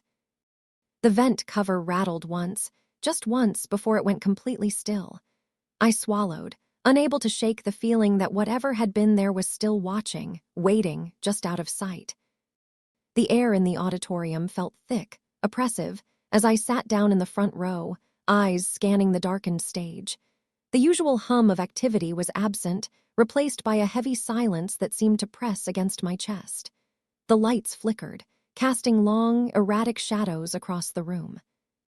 I glanced at the empty seats around me, but something was off. I couldn't place it, but the air felt wrong. The hairs on the back of my neck stood up. Then, from the corner of my eye, I saw it. A flash of red, just a brief, fleeting glimpse of a figure standing in the farthest corner of the stage. I turned quickly, but when I looked again, the space was empty. My heart began to race. I stood up, scanning the dark corners of the room, my pulse hammering in my ears. Another flicker. The figure was back, closer this time, a shadow in the red cloak, swaying gently as if moved by an unseen wind. I took a step forward, drawn by some force beyond my control, my feet heavy on the floor. And then she turned, slowly, deliberately.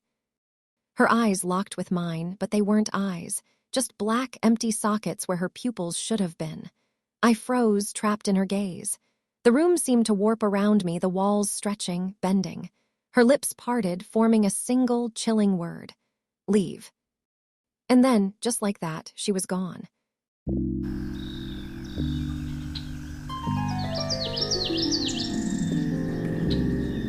I went to a Fairytale experience sleepover and woke up in a casket. It started as a dream experience. A sleepover promising enchantment, glowing castles, soft lullabies, and fairy wings. We signed up for it thinking it was a quirky, viral escape room event mixed with a fairytale theme, perfect for a weekend thrill. The invitations were blood-red parchment sealed with wax that smelled of roses. We thought it was a clever marketing tactic. Now I'm not sure how much of what happened was marketing or madness. It was Kayla who found the ad. Look, it's trending on TikTok. People say it's like Disney meets Saw, she giggled, handing me her phone. I rolled my eyes. That's not a great combination. Come on, Jamie, she nudged. You, me, Zach, and Lion, we never do anything together anymore. One night. Plus, it's super exclusive. They only allow 4 guests per session. And they give you themed pajamas, Lion added with a sly grin. Zach shrugged. I'm down, just don't make me wear wings. That Friday night, we drove out to the address the email provided. An ivy-covered mansion at the edge of town, next to the forest. The gate creaked open before we even touched it. Inside, a woman in an embroidered cloak greeted us. Welcome to the Fairytale experience, she cooed. Her voice had a sing-song quality that immediately made me feel like a child again, a dangerous kind of nostalgia. We were handed our themed outfits, velvety robes in pastel tones, each embroidered with symbols I didn't recognize. Fairytale dolls lined the hallways, each glassy-eyed and smiling too wide. They whispered as we passed, or maybe that was just my imagination. At least I hoped it was. Our room was decorated like a storybook cottage. 4 beds circled a fake fireplace. Overhead, a speaker played a soft, distorted lullaby. This is sick, Zach said, already filming on his phone. Yeah, but something about this music gives me the creeps, I muttered. Dude, that's the vibe, he replied. That night, we were told the experience involved completing a Fairytale challenge. We would be tested, and those who failed would face a darker ending. We laughed. We assumed they meant escape room stuff. They blindfolded us before leading us to the challenge. That was our first mistake. The last thing I remembered before blacking out was the scent of rose and rot. When I woke up, everything was pitch black. My arms couldn't move. Something soft cradled my body, but I couldn't sit up. My legs were cramped. I couldn't scream. My voice caught in my throat, and a sound like muffled breathing filled my ears. When my eyes adjusted, I realized the walls were velvet. Crimson. They pressed against me on every side. A soft lullaby played from somewhere above, but it slowed, distorted, like it was melting. And then I screamed. Because I was in a coffin. At first, I thought it was a prank, an elaborate escape room twist. But when I pushed up, the wood didn't budge. When I kicked, all I felt was resistance and splinters. Hello, I yelled. Kayla, Zach, no answer. Just the lullaby and something else. The creaking of wood, I listened. 1, 2, creak, like footsteps. Outside my coffin. Flashback to 2 days earlier, Lion had joked about the escape room being like being buried alive. You know, she'd said, some people say that's their biggest fear. I'd laughed. I wasn't laughing now, panic overtook reason. I started banging on the lid, my nails cracked, my knuckles bled. I screamed until my throat tore, and then I heard it scrape like fingernails, not mine, scrape. Scrape. From above, you have to earn your freedom, a voice echoed through a hidden speaker. It was the same sing-song woman from earlier. Prove your worth, finish the story, or stay inside forever. I was sobbing now, the dolls, the whispers. The warning in the invitation. Not all fairy tales have a happy ending. I realized I wasn't the only one trapped. I heard a knock. Jamie. It was Zach. Are you okay? Are you in one too? Yes, are Kayla and Lion. I heard Kayla earlier, screaming, but now it's quiet. Every few hours, the speaker played another line of a twisted fairy tale. Each one started sweet, then descended into horror. Once upon a time, a little girl followed breadcrumbs to her grave. They danced and danced until their feet bled into their glass slippers. She pricked her finger and bled, and no one came. I lost track of time. My sense of reality blurred. I imagined the dolls watching me, velvet lining turning into vines, my limbs going numb. I saw Kayla's face through the silk-lined lid, even though I knew she wasn't there. Was she?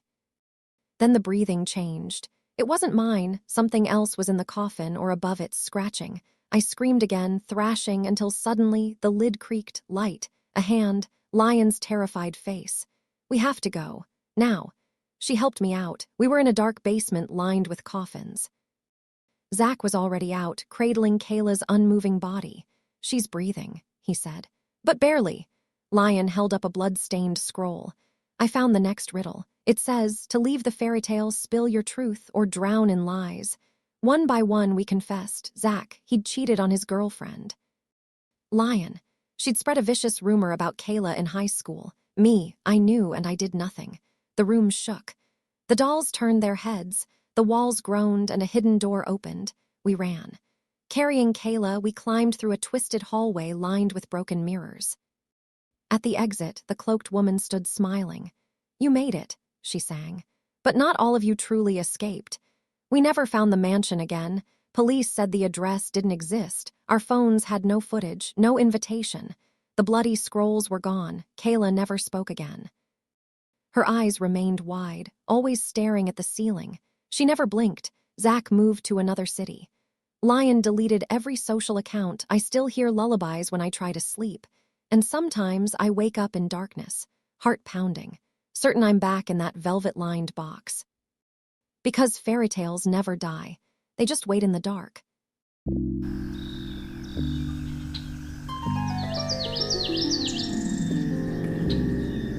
Mara and I had always been a quiet couple. The kind of love that didn't need loud declarations or grand gestures. We were comfortable. I was a school teacher, and Mara worked as a freelance writer. It wasn't glamorous, but it was real. We lived in a small, weather-beaten house just a few hundred yards from the beach. A little corner of paradise, really, where the ocean never felt too far away, always whispering its eternal rhythm into our lives. In the beginning, the sound of the ocean was calming. It was the thing that pulled us together when the world outside was too noisy, too demanding.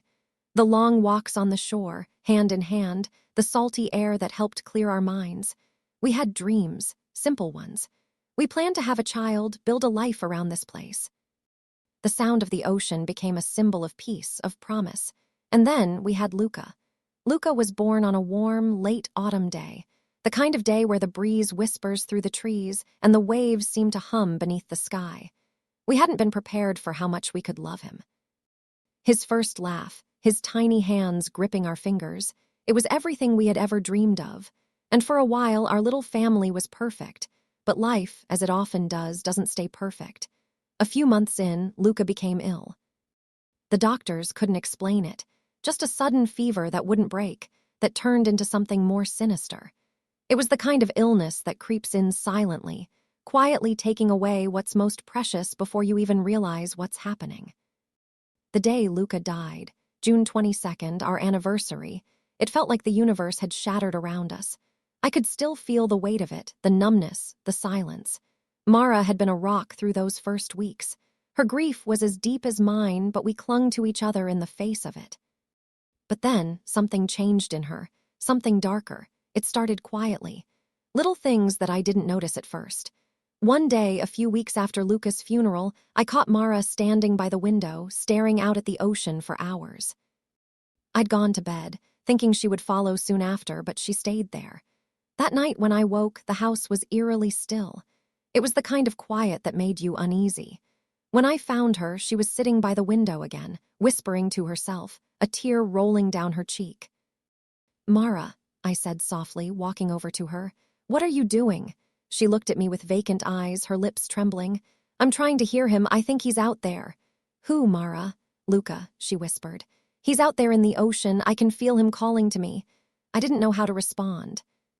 I thought she was just overwhelmed with grief, that she was lost in a mother's heartache. I pulled her into my arms, trying to comfort her, but she didn't seem to come back to me. It was like she was already drifting away. From that night on, she was different. It wasn't just that she was grieving. It was as if the grief had taken on a life of its own. She began spending more and more time at the shore. At first, I followed her, gently urging her to come back inside, but she would always shake her head, her gaze distant. "I hear him, Jonas," she would say. "He's calling me." I need to go to him. It wasn't long before I started hearing it too. The faint hum of her voice carried by the wind, singing into the night. The first time I heard it, I thought I was losing my mind.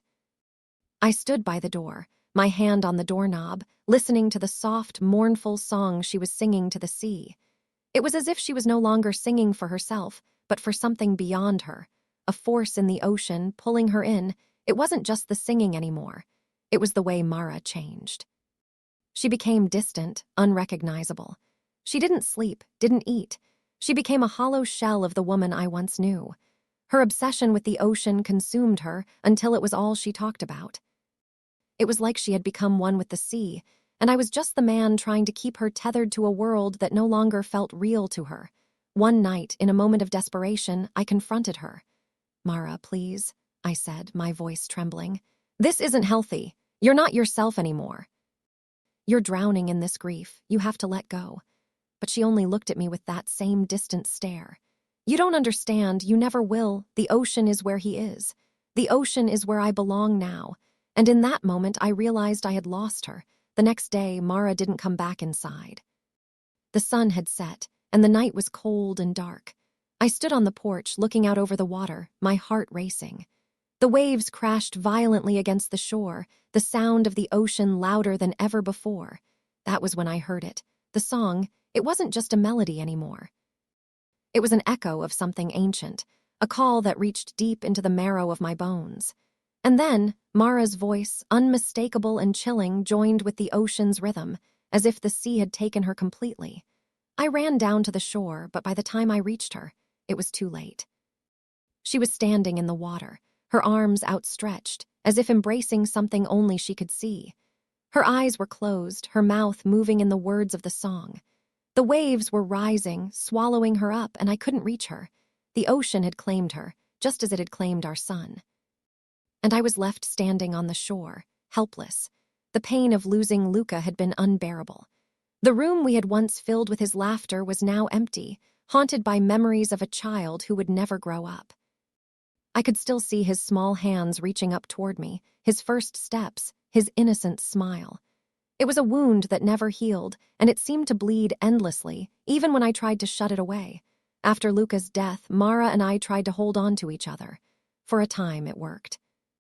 We clung to one another, trying to make sense of the emptiness that now filled every room, every corner of our lives. We tried to grieve together, to find a way through the pain. But grief, I learned, is a silent thief. It doesn't steal from one person, it takes both. And sometimes, it claims more than just memories. I noticed Mara's obsession growing stronger with each passing day. She spent hours staring out at the ocean, almost as if waiting for Luca to return. Her eyes, once full of life, had become hollow, like the sea itself had swallowed her soul. But one night, when the moon hung high and the air was thick with the salt of the sea, I caught her doing something that made my blood run cold. I found her at the water's edge, the waves crashing violently at her feet, her voice rising in song. At first, I thought she was just lost in her grief, but then I realized the song wasn't just a cry for Luca, it was an invitation. The way she moved, her voice as fluid and haunting as the waves, felt unnatural. It wasn't just Mara anymore. It was something else, something ancient, something primal. I shouted to her, but she didn't respond.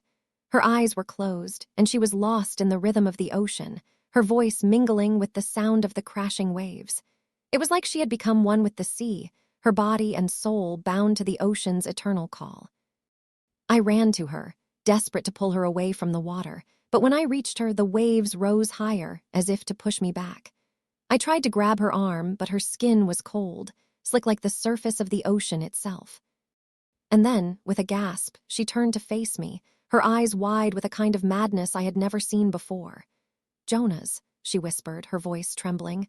"I can't leave him. I can hear him calling me. The ocean wants me. It wants me to be with him." And then, with one final cry, she stepped forward, disappearing into the waves. The ocean claimed her just like it had claimed Luca, and I was left alone on the shore, my heart breaking, my mind unraveling.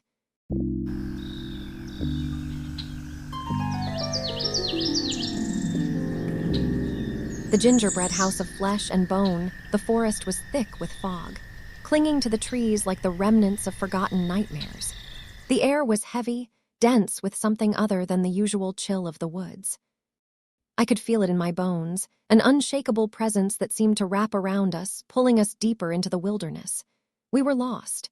"Mark, are you sure this is the right way?" I asked, my voice shaky, my breath fogging in the cold air. Mark's gaze never left the path ahead. His eyes were dark, almost empty, like he was seeing something far beyond the trail before us. "I think so. We've been following the maps for hours. We have to be close." Behind us, Sarah, always the more cautious of the three of us, was growing frantic. She tugged at her jacket, constantly scanning the trees as though they were watching her. "I don't like this," she whispered. "The air feels wrong."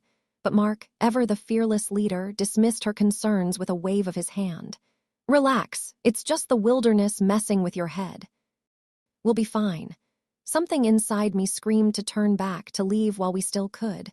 But it was too late. We had already wandered too far. Every direction felt the same, every tree a carbon copy of the last. My mind was clouded with dread, a gnawing feeling I couldn't quite explain. But I couldn't put it into words. I had to stay with them. I couldn't leave them. Hey, look, Mark said, his voice suddenly breaking through the silence. What's that up ahead? I followed his outstretched finger through the fog, my heart sinking as I saw it. A silhouette, a building emerging from the mist like a ghostly apparition. At first, I thought it was a trick of the light, but no. There it was, clear as day, a house, glowing faintly in the distance, its outline twisted and unreal in the fog. Sarah's voice was a whisper. That can't be real. Mark's excitement was palpable, his face lighting up like a child seeing candy. It's a house, we could rest there. It's better than wandering out here all night. I wanted to argue. I wanted to scream at him to keep walking, but my legs moved on their own, and before I knew it, we were headed toward the strange structure, drawn to it like moths to a flame. The closer we got, the more wrong it seemed. The house was too big, too perfect, like something from a nightmare, its edges sharp and jagged. But it wasn't just the shape of the house that unsettled me. It was the color. The walls weren't just wood or stone, they shimmered with strange, unnatural hues. Pinks, greens, and yellows that shouldn't have been there, forming patterns that were too perfect, too deliberate. The whole thing seemed alive, like it had been built with a purpose beyond shelter. Mark didn't hesitate. He reached for the door. Let's go in. It creaked open, the sound like a warning. A strange, sweet smell wafted from within, thick and cloying. It was the kind of scent that could make your stomach churn with hunger and disgust all at once. We stepped inside, and I felt an immediate weight settle over me. It was dark, too dark for something that looked so bright from the outside. The walls were covered in grotesque murals, deep red streaks that looked too much like blood, bright yellows and greens that were wrong. The furniture, too, was strange, like something you'd see in a dream or perhaps a nightmare. And yet, as the door slammed shut behind us, I felt a chilling sense of relief. We were safe. For now, the house was old, that much was clear. Dust clung to the corners like cobwebs, but the air smelled oddly. Sweet. The type of sweetness that lingered in your throat, making it difficult to swallow. I tried to shake it off, but the sensation was unmistakable. It was almost like rotting sugar. Let's sit down, Mark said, his voice unnervingly calm. He moved deeper into the house, not even glancing at Sarah or me as he explored. There has to be food here. What do you mean, food? I asked, my voice shaking. We don't even know whose house this is. For all we know, it's abandoned. Mark waved a dismissive hand. Relax. If we find food, we eat. If not, we'll leave. No harm done. But there was something in the way he said it that made my skin crawl. The urgency in his voice, the glazed look in his eyes, it was all wrong. I turned to Sarah, who was huddled near the window, her eyes wide with fear. I don't like this place, Melissa. Something about it feels alive. I nodded, but before I could respond, Mark was already pulling open a door in the back of the room. Inside was a kitchen, its surfaces gleaming in the dim light. Everything seemed too pristine, too untouched. The stove was on, but the smell wasn't cooking food. It was the sickly sweet stench of something that had been rotting for far too long. On the counter, a large pot sat, steam rising from it in slow, deliberate spirals. Mark reached for it without hesitation. No, don't, I screamed, but it was too late. Mark lifted the lid. The contents inside weren't food at all. Bones. Twisted, yellowed bones, cracked open like they'd been gnawed on. A strange mixture of flesh and what looked like hardened, candy-like substance clung to them. Mark, what is this? Sarah's voice cracked with terror. He didn't answer. Instead, he seemed transfixed, his hand trembling as he poked the bones with a spoon. It's nothing, it's just bones, but... He stopped mid-sentence, his gaze drifting to the shadows in the corner of the room. I think I hear something. It was then that I heard it too, a faint, wet sound like something chewing. I looked around wildly. The walls, the floors, everything seemed to be alive. The house was breathing. "Mark, we need to leave." "Now," I shouted, but Mark was too far gone, too deep in the trance of hunger. His eyes glazed over, focusing on the sound above. Something was moving in the attic. Upstairs, the sound grew louder. It wasn't just footsteps anymore. It was the distinct sound of something dragging itself, scraping across the floor. "Stay here," I whispered to Sarah, grabbing her arm. But when I turned to look at Mark, I saw that he was no longer in the kitchen. I froze. Mark's silhouette was just visible through the doorway, standing in front of the stairs leading up to the attic. His movements were slow, deliberate, like he was drawn to something far beyond the rest of us. "Mark," I called, but he didn't answer. Sarah, trembling, whispered, "It's calling him." I didn't know what to do. I knew we had to get out of the house. We had to leave. But Mark's obsession with the attic had taken hold of him, and I knew there was no turning back now. "We need to go," I said again, pulling Sarah toward the door. But as we reached for the door handle, I heard it. A voice, low and raspy, coming from above. "They always come, they always eat." A chill ran down my spine, and I looked at Sarah. "This house, it's been here for centuries." "It's not just some old building. It was built by someone. I had no words for what I had just realized, but Sarah, already wide-eyed, seemed to understand. "This house," I whispered. "It's alive and it's hungry." Mark was gone. We couldn't find him. He had disappeared into the shadows of the attic, and whatever was up there, whatever was calling him, had taken him. Sarah and I tried to escape, but the house had other plans. Every door we opened led to more corridors, more rooms, each one darker and more suffocating than the last. The walls seemed to close in on us, the house itself shifting and changing.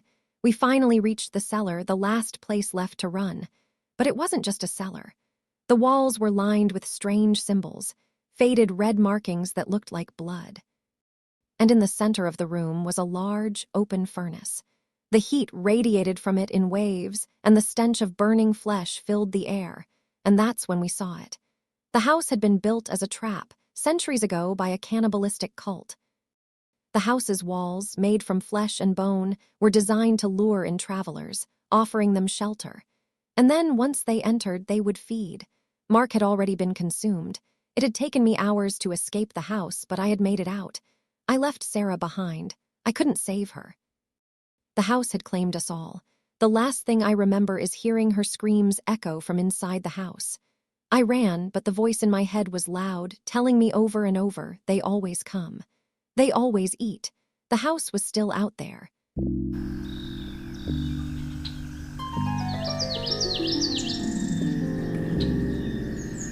It started with a knock, a soft tap, barely audible.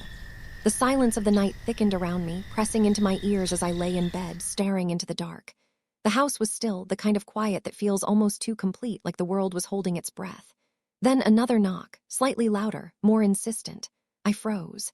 In the dead of night, with Matt out of town, I had gotten used to the creaks and groans of the house settling, the wind brushing against the windows. But this was different. The knock wasn't the kind of sound made by the house. It was deliberate. Someone was there. I hesitated, my heart thumping in my throat. My children, Emma and Ben, were in their rooms, sleeping, I hoped. But something gnawed at me, a quiet panic threading through my thoughts.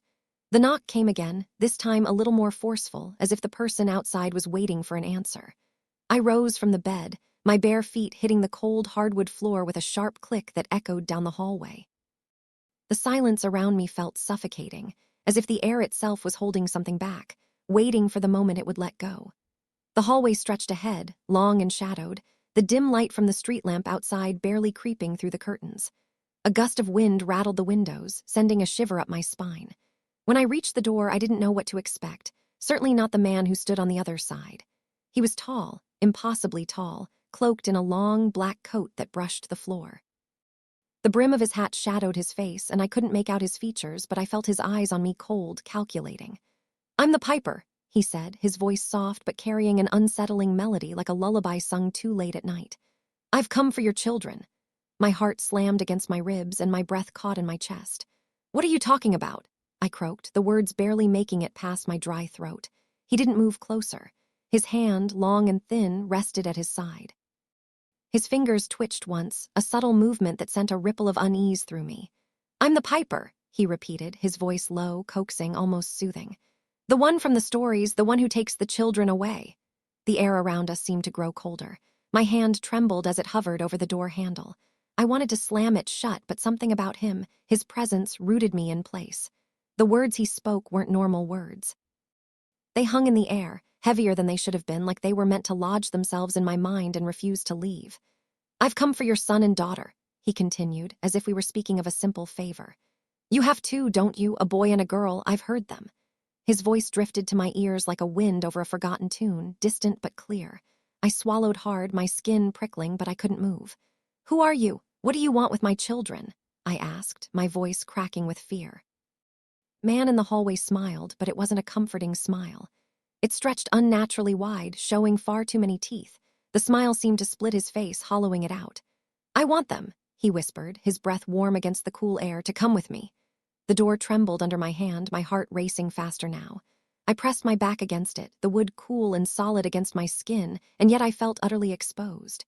"You have to leave," I whispered, barely believing the words coming from my mouth. "I'm not letting you take them." His eyes glittered from beneath the brim of his hat, but it wasn't anger that flickered there. It was something worse, something older. "Then you'll have to stop me," he said softly, as if inviting me to try. "But you're too late. The pipes have already started playing." The door slammed shut, but the world inside my house didn't feel safe. The silence seemed wrong now, oppressive, as though the house was holding its breath, waiting. I pressed my back against the door, my fingers cold against the wood. The hair on the back of my neck stood up, and a sense of dread filled every corner of my body. I couldn't shake the feeling that someone was still here. The wind howled outside, and a soft squeak echoed from the floorboards upstairs. Ben's room was directly above mine, and I knew he was a restless sleeper, but the sound was too sharp, too deliberate. I didn't want to check. I didn't want to face whatever it was that I had just let into my house. I moved cautiously down the hallway, toward Emma's room. The dim light from the street lamp outside flickered through the curtains, casting long, stretching shadows that seemed to reach out, twisting like fingers in the darkness. As I passed the hallway mirror, I caught a glimpse of myself, my eyes wide, face pale, lips trembling. But something about my reflection seemed off. A fleeting shadow shifted in the corner of the frame, disappearing before I could blink. It was the sound that stopped me. A soft, rhythmic sound.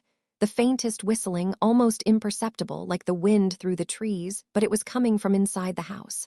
The tune was haunting, almost familiar, like an old lullaby. The closer I got to Emma's room, the louder it grew, until I could almost feel the vibration in my chest. The door to her room was ajar, and I hesitated before pushing it open. The room was dark, save for the glow of a single nightlight near the bed, casting a pale, sickly light across the room. Emma lay asleep, her small form nestled in her covers, but the toys scattered across the floor caught my attention.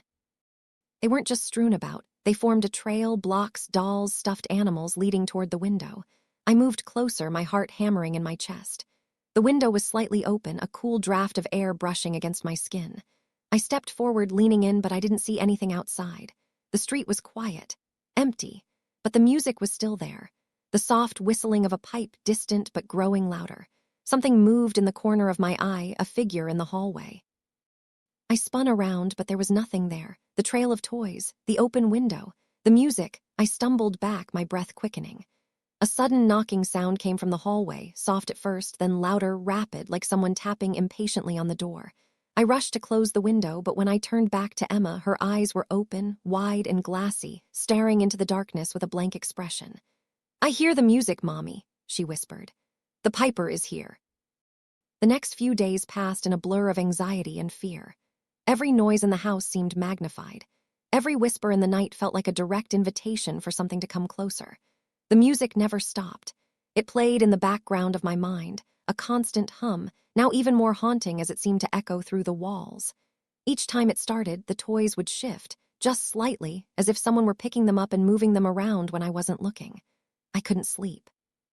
Every time I closed my eyes, I felt a presence, something lurking just beyond the threshold of my consciousness. The sounds of soft knocking, like tiny fingers tapping against the walls, would wake me from restless dreams. And the whispers, they came every night, soft, unintelligible children's songs that seemed to wind their way through the house like a snake, wrapping themselves around my mind. The pipes played. I would hear it faintly at first, like the distant murmur of a lullaby, but then it would grow louder, closer, until the room felt like it was filled with the sound of it. The air would grow cold, the walls would feel tighter, and I would hear it, the soft rustle of tiny feet on the floorboards, the sound of something or someone moving just out of sight. One night, as I lay in bed, the knocking began again, this time coming from the walls, from beneath the floorboards, from the ceiling above. It was as if the house itself was breathing, its walls alive with the sound of unseen movement. The melody of the pipe grew louder, more insistent, and that's when I heard it clearly, Emma's voice, soft but unmistakable, singing along with the tune. "Follow me," she sang, her voice distant, as though it was coming from far down the hallway. "Emma," I whispered, my voice trembling. "No," but she didn't answer. She just kept singing, the tune weaving through the house like a spell. I knew then that I had no choice. The doorbell rang that night. I answered it, my pulse pounding in my ears, expecting to find a stranger on the doorstep, but it was only the man, the piper. He stood there in his dark cloak, his figure tall and imposing, but this time his eyes gleamed with a dangerous promise. "You've been waiting for me, haven't you?" he asked, his voice soft, his lips curling into a smile. "Get away from my children," I choked out, barely able to contain the rising panic in my chest. He tilted his head, his smile widening. "It's not your choice anymore. You've heard the pipes, haven't you?" I nodded, my hand trembling as I reached for the door to close it. "They've already chosen," he said, "and once the pipes start playing, it's too late." The door slammed shut with a finality that echoed in my bones, but the music didn't stop. The piper's song was growing louder. I couldn't take it anymore. With a sudden surge of courage, I ran upstairs, desperate to find Emma. But when I reached her room, the door was wide open. I entered the room, my heart racing, but Emma was gone. The toys lay scattered across the floor, just as I had seen them earlier, but she was nowhere to be found. And then I saw it, a faint trail of dust near the window, a dark, almost imperceptible smear leading toward the attic door, the door that was now ajar. I climbed the stairs to the attic, my breath shallow, every creak of the floorboards underfoot making my skin crawl. The air in the attic was thick with dust and a musty smell, the silence suffocating. And then I heard it, a soft rustling from the far corner of the room. I turned, my pulse quickening, and saw a figure standing by the window, back turned toward me. It was Emma. Or rather, it looked like Emma. She was staring out the window, singing softly, her voice a distant echo. "Emma." I whispered, my voice trembling. The figure turned. But it was Emma's face that looked back at me. It was the piper's, and his smile stretched unnaturally wide. "She's already mine," he whispered. And in that moment, I realized I had been the one taken long ago. As always, thanks for listening.